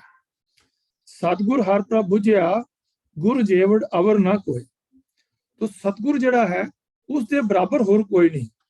ਵਿਨ ਸਤਿਗੁਰ ਕਿਨੇ ਨਾ ਪਾਇਆ, ਵਿਨ ਸਤਿਗੁਰ ਕਿਨੇ ਨਾ ਪਾਇਓ, ਵਿਨ ਸਤਿਗੁਰ ਕਿਨੇ ਨਾ ਪਾਇਆ। ਕਿਉਂ? ਸਤਿਗੁਰ ਵਿੱਚ ਆਪ ਰਖੀਆਂ ਕਰ ਪ੍ਰਗਟ ਆਖ ਸੁਨਾਇਆ। ਉੱਤਮ ਇਹ ਵਿਚਾਰ ਹੈ, ਜਿਨ ਸੱਚੇ ਸਿਉ ਚਿਤ ਲਾਇਆ, ਜਗ ਜੀਵਨ ਦਾਤਾ ਪਾਇਆ। ਤੋ ਹੁਣ ਅਸੀਂ ਇਹ ਦੇਖੀਏ ਕਿ ਇਹ ਜਿਹੜੇ ਜੀਵਨ ਗੁਰੂ ਕੋਲੋਂ ਅਸੀਂ ਧਾਰਨ ਕਰਨਾ ਹੈ, ਉਹਨਾਂ ਵੀ ਸਾਨੂੰ ਕੀ ਦੱਸ ਰਿਹਾ। ਅਸੀਂ ਦੇਖ ਰਹੇ ਹਾਂ ਵੀ ਸਾਡਾ ਜਿਹੜਾ ਗੁਰੂ ਹੈ, ਪਰਮਾਤਮਾ ਜਿਹੜਾ ਹੈ, ਮਿਠ ਬੋਲੜਾ ਜੀ ਹਰ ਸੱਜਣ ਸੁਆਮੀ ਮੋਰਾ। ਹਾਂ ਸੰਭਲ ਥਕੀ ਜੀ, ਉਹ ਕਦੇ ਨਾ ਬੋਲੇ ਕੌੜਾ। ਕੌੜਾ ਬੋਲ ਨਾ ਜਾਣੇ ਪੂਰਨ ਭਗਵਾਨੇ, ਔਗਣ ਕੋ ਨਾ ਚਿਤਾਰੇ। ਤੋ ਇਸ ਜਿਹੜੀ ਗੁਰਵਾਕ ਹੈ, ਇਹਦੇ ਵੀ ਸਾਨੂੰ ਗਾਈਡੈਂਸ ਮਿਲਦੀ ਹੈ। ਇਹ ਗਾਈਡੈਂਸ ਸਾਨੂੰ ਮਿਲਦੀ ਹੈ ਕਿ ਹਰ ਸੱਜਣ ਸੁਆਮੀ ਜਿਹੜਾ ਹੈ ਮੇਰਾ, ਉਹ ਮਿੱਠ ਬੋਲੜਾ ਹੈ। ਤੋ ਗੁਰੂ ਦਾ ਸਿੱਖ ਜਿਹੜਾ ਹੈ ਉਹ ਮਿੱਠ ਬੋਲੜਾ ਹੋਵੇ, ਕਿਸੇ ਨੂੰ ਵੱਢਣ ਖਾਣ ਵਰਗਾ ਨਾ ਹੋਵੇ, ਮਿੱਠ ਬੋਲੜਾ ਹੋਵੇ। ਤੁਸੀਂ ਕਿਸੇ ਨੂੰ ਗੱਲ ਮਨਾਉਣੀ ਹੈ, ਕਿਸੇ ਕੋਲੋਂ ਕੋਈ ਕੰਮ ਕਰਾਉਣਾ ਹੈ, ਤੇ ਤੁਸੀਂ ਧੱਕੇ ਨਾਲ ਜਾਂ ਉਹਦੇ ਨਾਲ ਬੁਰਾ ਬੋਲ ਕਰਕੇ ਉਹਨੂੰ ਝਿੜਕਾਂ ਪਾ ਕੇ ਉਹਦੇ ਕੋਲੋਂ ਕੰਮ ਨਹੀਂ ਕਰਾ ਸਕਦੇ। ਜੇ ਤੁਸੀਂ ਉਹਦੇ ਨਾਲ ਸਾਂਝ ਪਾਣੀ ਹੈ, ਗੁਨਾਹ ਦੀ ਸਾਂਝ ਵੀ ਪਾਣੀ ਹੈ, ਤੇ ਮਿੱਠ ਬੋਲੜਾ ਹੋ ਕਰਕੇ ਪਾਣੀ ਹੈ। ਕਿਉਂਕਿ ਮਿੱਠ ਬੋਲੜਾ ਜਿਹੜਾ ਹੈ ਉਹ ਇੱਕ ਤੁਹਾਡੇ ਅੰਦਰ ਦੀ ਚਾਹਤ ਹੈ ਕਿ ਤੁਹਾਡੇ ਅੰਦਰ ਕਿੰਨੇ ਕੁ ਗੁਣ ਹਨ, ਤੁਹਾਡੇ ਅੰਦਰ ਕਿੰਨਾ ਸਹਿਜ ਹੈ, ਤੁਹਾਡੇ ਅੰਦਰ ਕਿੰਨੀ ਸ਼ਾਂਤੀ ਹੈ। ਇਹ ਉਸਦਾ ਲਖਾਇਕ ਹੈ ਕਿ ਤੁਸੀਂ ਜਦੋਂ ਬੋਲਦੇ ਹੋ ਤੇ ਤੁਹਾਡੇ ਮੂੰਹ ਦੇ ਵਿੱਚੋਂ ਮਿੱਠੇ ਬੋਲ, ਮਿਠਾਸ ਭਰੇ ਬੋਲ ਬੋਲਦੇ ਹਨ, ਜਿਹੜੇ ਕਿ ਦੂਸਰੇ ਨੂੰ ਅਟੈਕ ਕਰਦੇ ਨੇ ਤੁਹਾਡੇ ਨਾਲ। ਤੋ ਇਹ ਇੱਕ ਗੁਰਸਿੱਖ ਦੀ ਵੱਡੀ ਵੱਡੀ ਨਿਸ਼ਾਨੀ ਹੈ ਕਿ ਉਹ ਮਿੱਠ ਬੋਲੜਾ ਹੈ, ਕਿਉਂਕਿ ਸਾਡਾ ਗੁਰੂ ਮਿੱਠ ਬੋਲੜਾ ਹੈ, ਸਾਡਾ ਅਕਾਲ ਪੁਰਖ ਮਿੱਠ ਬੋਲੜਾ ਹੈ ਜੀ। तो मैं संभल थकी, मैं बहुत देख लिया है, वो कदे ना बोले कौड़ा। फिर एक गल हो रही कि कौड़ा बोल ना जाने पूर्ण भगवान ने, कि वो कौड़ा बोलन जानता ही नहीं है। तो गुरु का सिख भी ऐसा होवे कि जड़ा कौड़ा बोलन जानता ही ना होवे। फिर नैक्सट गल जी करैक्टरिस्टिक दी है कि औगण को ना चितारे।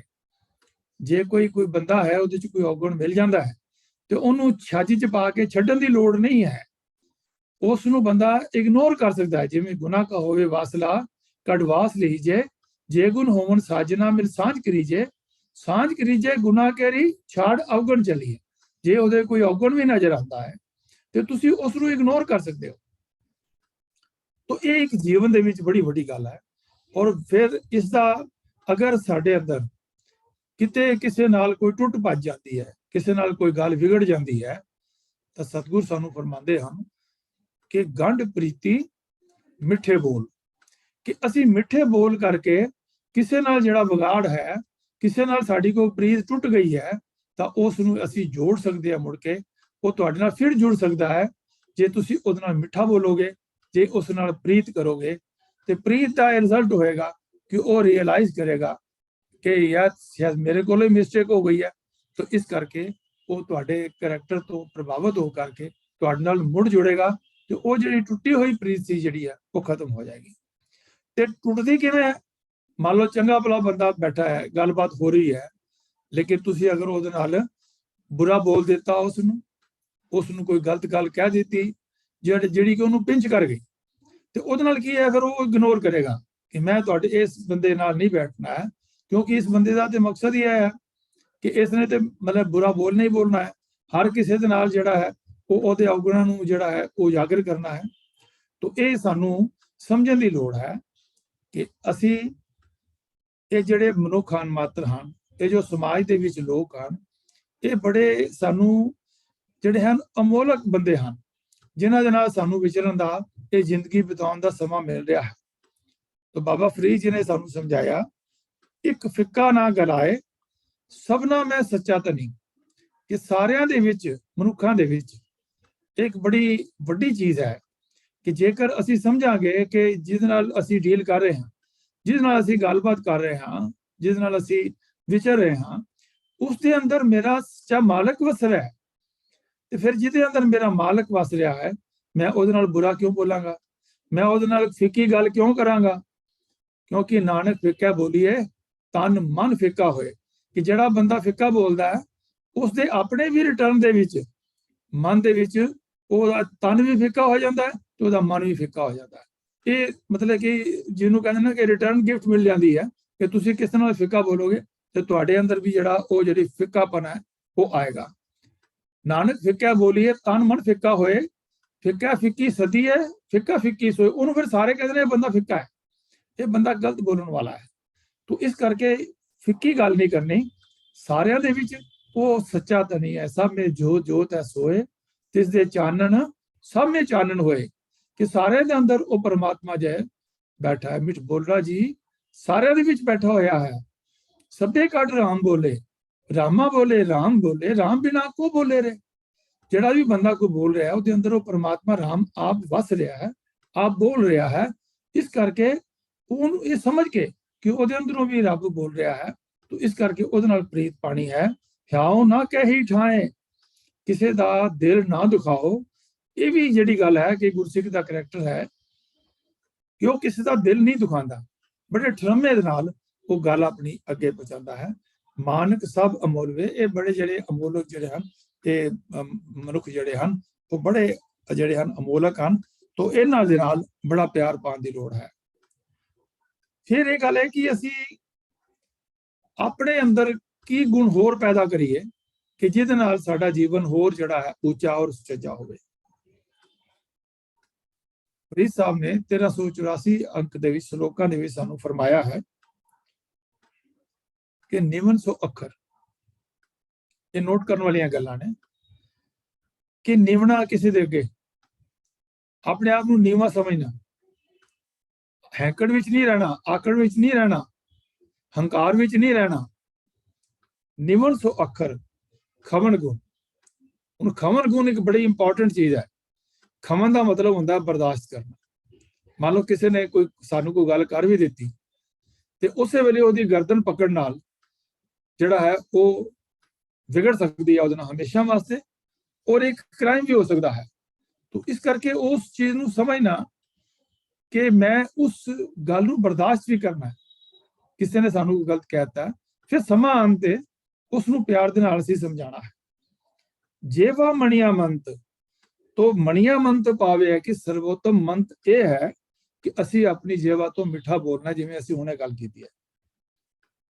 ਫਿਰ ਇੱਕ ਗੱਲ ਹੋਰ ਕਿ ਮੰਨ ਲਓ ਅਸੀਂ ਬਹੁਤ ਪੜ੍ਹ ਲਿਖ ਗਏ ਹਾਂ, ਸਾਨੂੰ ਬੜਾ ਗਿਆਨ ਹੋ ਗਿਆ, ਅਸੀਂ ਬੜੇ ਇੰਟੈਲੀਜੈਂਟ ਹਾਂ, IAS IPS ਅਫਸਰ ਹੋ ਗਏ ਹਾਂ, ਬੜੇ ਤਨਾੜ ਹੋ ਗਏ ਹਾਂ, ਬੜੇ member parliament, minister, prime minister ਹੋ ਗਏ ਹਾਂ। ਤਾਂ ਮਤ ਹੁੰਦੀ ਹੋਏ ਇਆਣਾ, ਮਤਲਬ ਆਕੜਵਾਚ ਨਾ ਹੋਵੇ, ਕ੍ਰੋਧੀ ਨਾ ਬਣ ਜਾਈਏ ਅਸੀਂ। ਕਿ ਜੇਕਰ ਸਾਨੂੰ ਹੈ ਉਹ ਸਾਡੇ ਇੱਕ ਗੱਲ ਬੜੀ ਅਖਾਣ ਦੇ ਰੂਪ ਵਿੱਚ ਕਹੀ ਜਾਂਦੀ ਹੈ।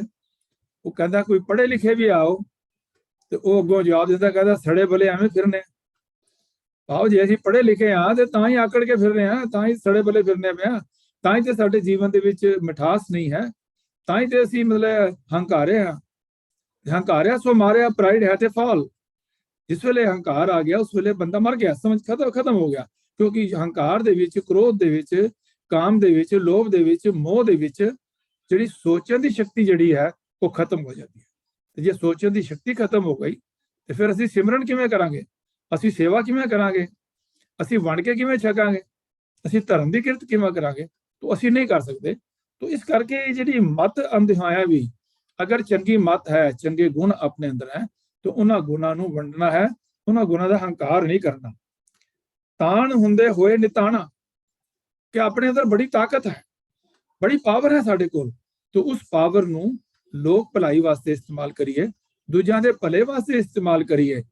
ਜਿਵੇਂ ਕਿ ਅੱਜ ਕੱਲ ਕੋਵਿਡ ਦਾ ਸਮਾਂ ਚੱਲ ਰਿਹਾ ਹੈ, ਤੇ ਜੇ ਕਿਸੇ ਕੋਲ ਕੁਝ ਆਪਣਾ ਸਰਮਾਇਆ ਵਾਧੂ ਹੈ ਜਿਹੜਾ ਉਹ ਸਪੇਅਰ ਕਰ ਸਕਦਾ ਹੈ, ਤਾਂ ਫਿਰ ਉਹਨਾਂ ਗਰੀਬਾਂ ਨੂੰ ਜਿਨ੍ਹਾਂ ਨੂੰ ਲੋੜ ਹੈ, ਜਿਨ੍ਹਾਂ ਨੂੰ ਮੈਡੀਕਲ ਦੀ ਲੋੜ ਹੈ, ਜਿਸਨੂੰ ਹੋਰ ਕਿਸੇ ਚੀਜ਼ ਦੀ ਲੋੜ ਹੈ, ਜਿਵੇਂ ਕਿ ਸਿੰਘਾਂ ਨੇ ਕੀਤਾ ਵੀ ਹੈ, ਤਾਂ ਇਹ ਚੀਜ਼ਾਂ ਨੂੰ ਸਾਨੂੰ ਵੀ ਅਡਾਪਟ ਕਰਨਾ ਚਾਹੀਦਾ ਆਪਣੇ ਜੀਵਨ ਅੰਦਰ।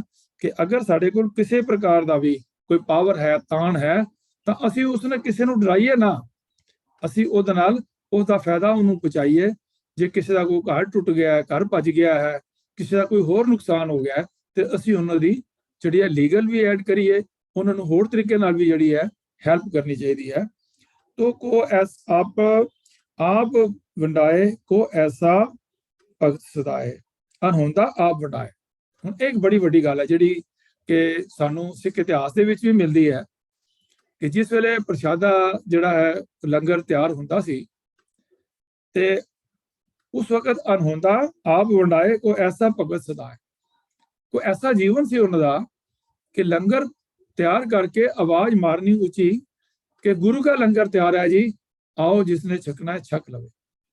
ते जे प्रशादा छकाया है, दुश्मन भी आ गया, उसनों भी प्रशादा छका देता है, उस वेले उहदी दुश्मनी नूं ध्यान विच नहीं रखिया ते अपना एक फर्ज गुरसिख दा समझिया कि इस लंगर दे विच जिहदी अरदास हुई है, सरबत दे भले दी अरदास हुई है, तो ये लंगर जिहड़ा है ये कोई भी छक सकता है। ये जिहड़ा इंपॉर्टेंट करैक्टरिस्टिक केवल सिख मत दे विच है, केवल सिखां दे विच है कि वो इस गल नूं अपने अंदर जज़ब करते हैं और उस नूं फिर अपने एक्शन नाल रिफ्लैक्ट भी करते हैं। ते जेकर लंगर वरतांदियां जेकर लंगर मतलब नहीं पिछे बजदा तां ते लंगर मस्त बताए हैं कि लंगर मस्त हो गया है। उन्हें नहीं कहना खत्म हो गया, ते जेकर वो लंगर वरतांदियां अपने कोल नहीं भी बचिया ते तां भी शुक्र करना महाराज दा। ते जे एक भी बचिया ते अद्धा करके वंड लेना है, ते जे अद्धा बचिया ते अद्धे तो भी अद्धा करके वंड लेना है। भाव संतोखी जीवन जिहड़ा है वो गुरसिख दा होना चाहिए है। तो ये गल सानू इहदे चों महाराज ने सानू भगत फरीद जी ने सानू ये समझाई है। तो ये जीवन गुरबाणी दे विचों ये करैक्टरिस्टिक साडे हन जिहड़े हन वो अंदर आंदे हन ते असीं उन्हां दे अनुसार जिहड़ा है अपना जीवन जिहड़ा है वो असीं बतीत कर सकते हां। दूसरा यह है कि वो चीज़ सानू नहीं खानी चाहिए, परहेज करना चाहिए खाण ते हैल्थ पॉइंट ऑफ व्यू तो भी ठीक है और फिट रहने वास्ते गुरसिख के तौर के उपर भी ये ठीक है कि असी किसी का हिस्सा ना खाइए, असी अपना हिस्सा खाइए जिन्ना सानू मिलता है, असी उहदे च संतोखी जीवन जिहड़ी है वो जिहड़ी है करिए। तो जेकर असी अपनी लोड़ तो वध तो खावांगे तो फिर की होएगा कि साडा शरीर जिहड़ा है वो रोगी हो जाएगा और साडे मन दे विच जिहड़े हन वो विकार पैदा होणगे कि मैं हुण कोई ऐसा तरीका लभां कि मेरी जिन्नी अपनी मेरी बनती है उस तो वध मैं माया नूं एकत्र करां, ना उस तो वध मैं खाना इकट्ठा करां, वध तरीकिਆਂ ਦੇ स्वादी ਜਿਹੜੀ खाने मैं खावां। तो इन्हां चीज़ां दे नाल जिहड़ा है वो साडा मन जिहड़ा है वो विकारी हो जाता है। ते फिर ये गल सानू ये गल कही कि जेकर ये जीवन नूं फिर खाण वास्ते ही है, वी ईट टू लिव या लिव टू ईट, कि असी खाण वास्ते जिंदा है या जिंदा जो खाना खांदे हाँ कि साडा जीवन जिंदा रहे। ये भी गल मन विच है। ते जेकर जिहड़े बंदे यही समझते हैं कि असी ते जिंदगी लई है खाण वास्ते, eat drink and be happy, साडा कोई होर परपस ही नहीं है दुनिया दे विच आउण दा, तो फिर महाराज कहते हैं फिट एवे हा जीविया जित खाए वधाया पेट, नानक सच्चे नाम विण सबो दुश्मन हेत। फिर सारे जिहड़े हन वो दुश्मन ही जिहड़े हन वो आले दुआले साडे इकट्ठे हो जाणगे जेकर असी ये जिहड़े असी पदार्थ छकदे हां वो बजाए सानू फायदा देण दे वो साडे वास्ते नुकसान जिहड़े हन वो दे देणगे। फिर ये भी गल्लां है कि असी अपने जीवन दे विच किस तरह दा जिहड़ा है पहनना है, किस तरह दा असी अपने जिंदे विच सोना है, जिवें सानू कहे अलपहार सुलभ सिनिंद्रा दया छिमा तन प्रीत, सील संतोख सदा निर्वैभव वैभव त्रिगण अतीत, काम क्रोध हंकार लोभ हठ मोह न मन सो लियावै, तभी आत्म तत् को दर्शै परम पुरख कै पावै। तो साडे अंदर ये जिहड़ियां चीज़ां हन अलप आहार सुलभ सी निंद्रा, निंद्रा उन्नी होवे कि जिन्ना के साडा शरीर जिहड़ा है उहदी थकान जिहड़ी है लै जाए, ते दया करनी, क्षमा करना किसी नूं, क्षमा तन प्रीत, ये साडे शरीर दे नाल ही होणियां चाहीदियां ने कि साडे जिहड़े एक्शन ने वो इस प्रकार होने चाहिए ने कि असी दया क्षमा ये जिहड़ियां चीज़ां ने साडे करैक्टरिस्टिक दा हिस्सा होण और जदों असी एफर्ट एक्शन करिए ते उन्हां दे विच सानू जिहड़ी है वो मिलनी चाहिए है। ते सौण तो महाराज ने सानू ये गल कही है ਕਿ ਜਦੋਂ ਸੋਵੋ ਤੇ ਉਸ ਪਰਮਾਤਮਾ ਵਾਹਿਗੁਰੂ ਦਾ ਸ਼ੁਕਰਾਨਾ ਕਰਕੇ ਸੋਵੋ ਕਿ ਇਹ ਅਕਾਲ ਪੁਰਖ ਵਾਹਿਗੁਰੂ ਜੀ, ਅੱਜ ਦਾ ਦਿਨ ਤੁਸੀਂ ਸਾਨੂੰ ਬਖਸ਼ਿਸ਼ ਕੀਤਾ ਹੈ। ਆਪ ਜੀ ਦੇ ਭਾਣੇ ਵਿੱਚ ਇਹ ਸੁੱਖ ਨਾਲ ਬਤੀਤ ਹੋਇਆ। ਅਸੀਂ ਇਤਿਹਾਸ ਦੇਖਦੇ ਹਾਂ ਕਿ ਜਿਵੇਂ ਇਤਿਹਾਸ ਦੇ ਵਿੱਚ ਬੱਚਿਆਂ ਦੇ ਟੋਟੇ ਟੋਟੇ ਕਰਕੇ ਗਲਾਂ ਵਿੱਚ ਹਾਰ ਪਵਾਏ ਗਏ ਬੱਚਿਆਂ ਦੇ, ਤੇ ਉਹ ਬੀਬੀਆਂ ਨੇ ਰਾਤ ਨੂੰ ਅਰਦਾਸ ਦੇ ਟਾਈਮ ਦੇ ਉੱਪਰ ਜਿਹੜਾ ਹੈ ਕੀ ਅਰਦਾਸ ਕੀਤੀ ਕਿ ਹੇ ਸੱਚੇ ਪਾਤਸ਼ਾਹ, ਇਹ 4 ਪਹਿਰ ਦਿਨ ਆਪ ਜੀ ਦੇ ਭਾਣੇ ਅੰਦਰ ਸੁੱਖ ਨਾਲ ਬਤੀਤ ਹੋ ਗਿਆ। ਬੱਚਿਆਂ ਦੇ ਟੋਟੇ ਟੋਟੇ ਜਿਹੜੇ ਹਨ ਉਹਨਾਂ ਦੇ ਗਲਾਂ 'ਚ ਪਏ ਹਨ, ਬਲੱਡ ਨਾਲ ਸੋਕਡ ਹਨ ਉਹਨਾਂ ਦੀ ਬਾਡੀ, ਸਾਰੇ ਕੱਪੜੇ, ਲੇਕਿਨ ਫਿਰ ਵੀ ਉਸ ਪਰਮਾਤਮਾ ਦਾ ਸ਼ੁਕਰਾਨਾ ਕਰਨਾ ਹੈ। ਉਹ ਜਿਹੜਾ ਸ਼ੁਕਰਾਨਾ ਜਿਹੜੀ ਚੀਜ਼ ਹੈ ਉਹ ਬੜੀ ਵੱਡੀ ਚੀਜ਼ ਹੈਗੀ ਹੈ ਕਿ ਅਸੀਂ ਆਪਣਾ ਜਿਹੜੇ ਸਵਾਸ ਸਾਨੂੰ ਮਿਲੇ ਹਨ ਉਹਦੇ ਵਿੱਚ ਅਸੀਂ ਪ੍ਰਭੂ ਦੇ ਸ਼ੁਕਰਾਨੇ ਦੇ ਵਿੱਚ ਲੱਗੇ ਹੋਏ ਹਾਂ। ਤਾਂ ਇਹ ਉਸ ਵੇਲੇ ਰਾਤ ਨੂੰ ਸੌਣ ਲੱਗਿਆ ਇਹੀ ਕਹਿਣਾ ਹੈ ਮਹਾਰਾਜ ਜੀ, ਆਪ ਜੀ ਨੇ ਜੋ ਸਵਾਸ ਬਖਸ਼ੇ ਸਨ, ਆਪ ਜੀ ਦੇ ਭਾਣੇ ਅਨੁਸਾਰ ਸੁੱਖ ਨਾਲ ਬਤੀਤ ਹੋ ਗਏ ਹਨ। ਤੇ ਫਿਰ ਜਿਸ ਵੇਲੇ ਸੌ ਜਾਓ ਤਾਂ ਫਿਰ ਉਠੋ, ਉੱਠਦਿਆਂ ਵੀ ਸੁੱਤਿਆਂ ਗੁਰ ਸਲਾਹੀਏ, ਉੱਠਦਿਆਂ ਵੀ ਗੁਰ ਅਲਾਓ, ਉੱਠਦਿਆਂ ਵੀ ਸਭ ਤੋਂ ਪਹਿਲਾਂ ਵਾਹਿਗੁਰੂ ਵਾਹਿਗੁਰੂ ਵਾਹਿਗੁਰੂ ਦਾ ਆਪਣੇ ਮਨ ਦੇ ਵਿੱਚੋਂ ਕਰੀਏ ਔਰ ਸ਼ੁਕਰਾਨਾ ਕਰੀਏ। ਸੱਚੇ ਪਾਤਸ਼ਾਹ ਜੀ, ਅੱਖਾਂ ਮੈਂ ਬੰਦ ਕੀਤੀਆਂ, ਆਪ ਜੀ ਨੇ ਮੇਰੀਆਂ ਅੱਖਾਂ ਖੋਲੀਆਂ ਹਨ। ਅੱਜ ਇੱਕ ਨਵੀਂ ਜ਼ਿੰਦਗੀ, ਨਵੀਂ ਸਵੇਰ ਜਿਹੜੀ ਹੈ ਉਹ ਮੈਨੂੰ ਪ੍ਰਾਪਤ ਹੋਈ ਹੈ। ਤਾਂ ਮੈਂ ਆਪ ਜੀ ਦਾ ਬਹੁਤ ਬਹੁਤ ਜਿਹੜਾ ਹੈ ਉਹ ਧਿਆਨ ਕਰਦਾ ਹਾਂ। ਤੇ ਉੱਠਦਿਆਂ ਬਹਿੰਦਿਆਂ ਉਸ ਪਰਮਾਤਮਾ ਦਾ ਧਿਆਨ ਧਰਨਾ ਚਾਹੀਦਾ ਹੈ। ਮਾਰਗ ਚਲਦਿਆਂ ਹੋਇਆਂ ਵੀ ਕਿਤੇ ਜਾ ਰਹੇ ਹਾਂ, ਕਿਸੇ ਸਫ਼ਰ ਵਿੱਚ ਹਾਂ, ਤਾਂ ਵੀ ਉਸ ਪਰਮਾਤਮਾ ਦਾ ਜਿਹੜਾ ਹੈ ਉਹ ਧਿਆਨ ਜਿਹੜਾ ਹੈ ਸਾਨੂੰ ਰੱਖਣਾ ਚਾਹੀਦਾ ਹੈ। ਤੋ ਕੀ ਇਹ ਸਾਰੀ ਜਿਹੜੀ ਇਨਸਾਨ ਹੈ ਇਹੋ ਜਿਹੀ ਜ਼ਿੰਦਗੀ ਆਪਣੀ ਹਿੰਮਤ ਨਾਲ ਇਹੋ ਜਿਹੀ ਜ਼ਿੰਦਗੀ ਬਸਰ ਕਰ ਲੈਂਦਾ ਹੈ? ਇਨਸਾਨ ਦੀ ਜ਼ਿੰਦਗੀ ਅਸਲ 'ਚ ਤਾਂ ਉਹ ਮਾਇਆ ਦੇ ਅਧੀਨ ਹੀ ਜਿਹੜੀ ਹੈ ਉਹ ਚੱਲਦੀ ਹੈ। ਤੋ ਮਾਇਆ ਜਿਹੜੀ ਕੀ ਹੈ, ਮਾਇਆ ਕਿਸ ਨੂੰ ਆਖੀਏ? ਇਹ ਸਮਝਣਾ ਕਿ ਇਹ ਮਾਇਆ, ਗੁਰੂ ਅਮਰਦਾਸ ਪਾਤਸ਼ਾਹ ਨੇ ਸਾਨੂੰ ਸਮਝਾਇਆ ਹੈ, ਇਹ ਮਾਇਆ ਜਿਤ ਹਰ ਵਿਸਰੈ, ਮੋਹ ਉਪਜੈ ਭਾਉ ਦੂਜਾ ਲਾਇਆ। ਕਿ ਉਹ ਹਰ ਚੀਜ਼ ਜਿਹੜੀ ਹੈ ਉਹ ਮਾਇਆ ਹੈ। ਭਾਵੇਂ ਉਹ ਪਰਿਵਾਰ ਦਾ ਕੋਈ ਜੀ ਹੋਵੇ, ਭਾਵੇਂ ਉਹ ਪੁੱਤਰ ਹੋਣ, ਭਾਵੇਂ ਕੋਈ ਧੀਆਂ ਹੋਣ, ਭਾਵੇਂ ਸਾਡੀ ਮੂਵੇਬਲ ਔਰ ਇਮੂਵੇਬਲ ਪ੍ਰਾਪਰਟੀ ਹੋਵੇ, ਜਾਂ ਸਾਡਾ ਆਪਣਾ ਸੁਪਨ ਹੋਵੇ, ਸਾਡੀ ਆਪਣੀ ਬਾਡੀ ਹੋਵੇ, ਇਹ ਸਾਰੀਆਂ ਚੀਜ਼ਾਂ ਜਿਹੜੀਆਂ ਹਨ ਉਹ ਜਿਵੇਂ ਕਹਿੰਦੇ ਕਿ ਮੇਰੀਆਂ ਨੀਆਂ ਬਾਹਾਂ ਹਨ, ਲੇਕਿਨ ਇਹ ਸਾਰੀਆਂ ਚੀਜ਼ਾਂ ਜਿਹੜੀਆਂ ਹਨ ਉਹ ਮਾਇਆ ਦਾ ਰੂਪ ਹੋ ਸਕਦੀਆਂ ਨੇ, ਸਾਨੂੰ ਪ੍ਰਭੂ ਤੋਂ ਤੋੜ ਸਕਦੀਆਂ ਹਨ।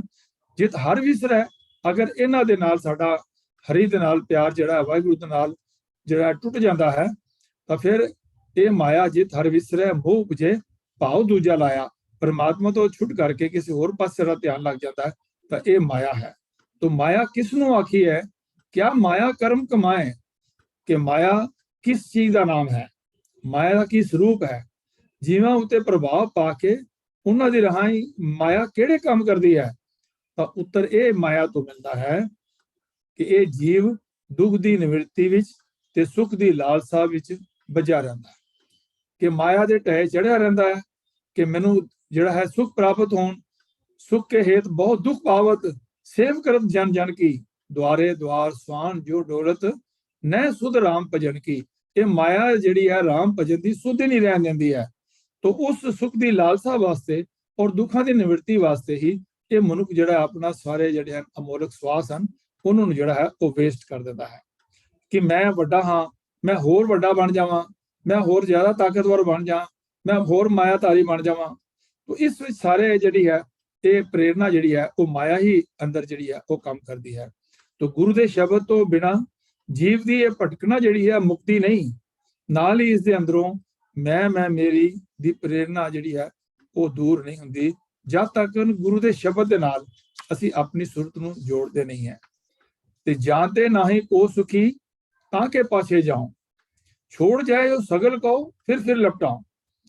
ਜਾਂ ਤੇ ਭਾਵ ਜਿਸ ਮਾਇਆ ਪਾਸੋਂ ਮੈਂ ਜਿਹੜਾ ਹੈ ਪਿੱਛੇ ਮੁੜ ਜਾਂਦਾ ਹਾਂ, ਮਾਇਆ ਦੇ ਕੋਲੋਂ ਕਈ ਆਪਣੇ ਮਨ ਨੂੰ ਸਮਝਾਈਏ ਕਿ ਮਾਇਆ ਜਿਹੜੀ ਹੈ ਉਹ ਛੋਟੀ ਚੀਜ਼ ਹੈ, ਤੁੱਛ ਚੀਜ਼ ਹੈ, ਇਹ ਮਾਇਆ ਨੇ ਸਾਨੂੰ ਬਰਬਾਦ ਕਰ ਦੇਣਾ ਹੈ।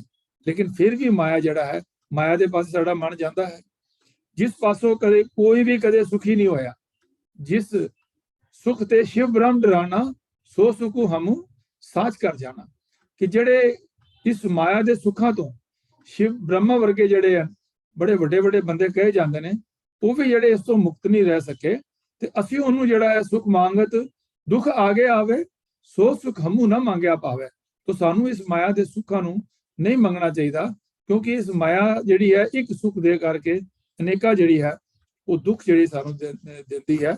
ਸੋ ਇਸ ਕਰਕੇ ਇਹ ਮਾਇਆ ਦਾ ਮੋਹ ਚਿੱਕੜ ਵਾਂਗ ਹੈ ਕਿ ਇਸ ਦੇ ਵਿੱਚੋਂ ਕੋਸ਼ਿਸ਼ ਕਰੀਏ ਨਿਕਲਣ ਦੀ ਤਾਂ ਨਿਕਲਦਾ ਬੜੀ ਜਿਹੜੇ ਮੁਸ਼ਕਲ ਹੈ। ਇਹ ਮੋਹ ਦਾ ਜਿਹੜਾ ਹੈ ਇੱਕ ਸਰੋਵਰ ਹੈ, ਇੱਕ ਚਿੱਕੜ ਹੈ। ਪੰਕਜ ਮੋਹ ਸਰ ਹਾਂ, ਪੱਗ ਨਹੀਂ ਚਲੇ ਹਰ ਹਾਂ, ਗਹਿੜਿਓ ਮੂੜ ਨਰ ਹਾਂ, ਅਨਨ ਉਪਾਵ ਕਰ ਹਾਂ, ਤਉ ਨਿਕਸੇ ਸਰਣ ਪੈਰੀ ਸਖੀ।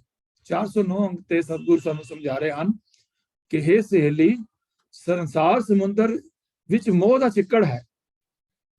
ਇਸ ਵਿੱਚ ਫਸਿਆ ਹੋਇਆ ਪੈਰ ਪਰਮਾਤਮਾ ਵਾਲੇ ਪਾਸੇ ਨਹੀਂ ਤੁਰਦਾ, ਨਹੀਂ ਤੁਰ ਸਕਦਾ। ਮੂਰਖ ਮਨੁੱਖ ਨੇ ਆਪਣਾ ਪੈਰ ਮੋਹ ਦੇ ਚਿੱਕੜ ਵਿੱਚ ਫਸਾਇਆ ਹੋਇਆ ਹੈ। ਹੇ ਸਖੀ, ਕੇਵਲ ਇੱਕ ਪਰਮਾਤਮਾ ਦੇ ਸਿਮਰਨ ਦਾ ਆਹਰ ਕਰ, ਪਰਮਾਤਮਾ ਦੀ ਸ਼ਰਨ ਪਾਓ, ਤਦੋਂ ਹੀ ਮੋਹ ਚਿੱਕੜ ਵਿੱਚ ਫਸਿਆ ਪੈਰ ਜਿਹੜਾ ਹੈ ਉਹ ਨਿਕਲ ਸਕਦਾ ਹੈ। ਸੋ ਇਹ ਸਾਨੂੰ ਚੀਜ਼ਾਂ ਜਿਹੜੀਆਂ ਹਨ ਗੁਰਬਾਣੀ ਦੇ ਵਿੱਚੋਂ ਸਾਨੂੰ ਸਮਝ ਆਉਂਦੀਆਂ ਹਨ, ਤੇ ਜੇਕਰ ਅਸੀਂ ਗੁਰਬਾਣੀ ਦੇ ਨਾਲ ਜੁੜਾਂਗੇ ਤਾਂ ਹੀ ਸਾਨੂੰ ਜਿਹੜੀ ਹੈ ਉਹ ਇਹ ਚੀਜ਼ਾਂ ਜਿਹੜੀਆਂ ਖੁਸ਼ੀਆਂ ਹੋਣਗੀਆਂ। तो जेकर असीं सतगुरु नूं भेटांगे, सतगुरु अगर सानूं मिल पाएगा तो ये गुण जिहड़े हन गुरबाणी दे साडे अंदर जिहड़े प्रवेश करनगे, तां फिर पंजवें पातशाह सानूं फरमाते हन, नानक सतगुर भेटिया पूरी होवे जुगत, हसंदियां खिलंदियां पहनंदियां खावंदियां विचे होवे मुक्त।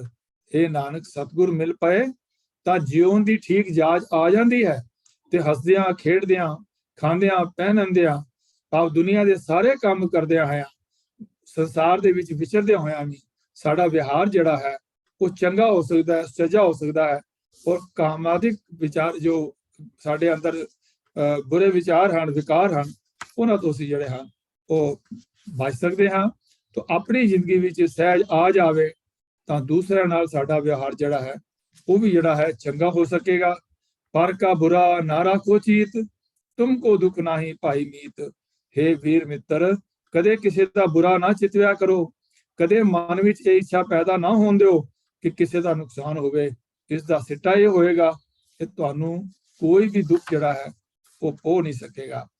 एक होर गल बड़ी समझण वाली है कि दूसरे नाल व्यवहार इस तरह करो जिहो जिहा तुसीं चाहोगे कि दूसरे तुहाडे नाल करन। मैनूं इत्थे हिस्टोरिकली गल याद आ गई है सिकंदर ते पोरस दी। पोरस नूं हराया सिकंदर ने ते उन्होंने अपने दरबार के अंदर उन्हें पेश होने वास्ते कहा, तो वह पेश होया कि मैं इहदे नाल की सलूक करा। तो उस सिकंदर ने पोरस नूं पूछया कि मैं तेरे नाल की सलूक कर सकदा हां। ते पोरस ने बड़ी दलेरी दे नाल कहा कि मेरे नाल सिकंदर तू वो सलूक कर जिहड़ा एक राजा दूजे नाल राज करदा है। तो एक दलेरी दी गल है कि असीं किस नाल ओहो जिहा सलूक करिए कि जिहो जिहा असीं एक्सपैक्ट करदे हां कि साडे नाल भी ओहो जिहा सलूक करे। असीं किसी नाल अगर फिक्का बोलांगे तो सानू ये एक्सपैक्ट कर लेना चाहिए है कि साडे नाल भी कोई फिक्का बोलेगा, फिर सानू बुरा नहीं लगना चाहिए। तो इस करके दूसरे नाल संबंध इहो जिहे बनाओ जिस नाल दोवां धिरां दा भला होवे ते साडा ये जीवन जिहड़ा है वो सफल होवे। पहला दूसरे की गल समझो, फिर अपनी गल समझाउण दा यतन करो। ते ओही तरीका है मिठा बोल करके जिहड़ा है अपने गल दूजिआं नूं समझाओ। समाज दे विच समाज दे उपर बोझ ना बणीए, समाज का कोई भला करिए, तो तां ही साडा इस संसार दे विच विचरना जिहड़ा है वो गुरबाणी अनुसार सुचेजा हो सकता है। इन्हें विचार आप प्रवान करो। होइयां गलतियां दी आप पासों खिमा मंगदा होया फतेह बुलाना। वाहिगुरू जी का खालसा वाहिगुरू जी की फतेह।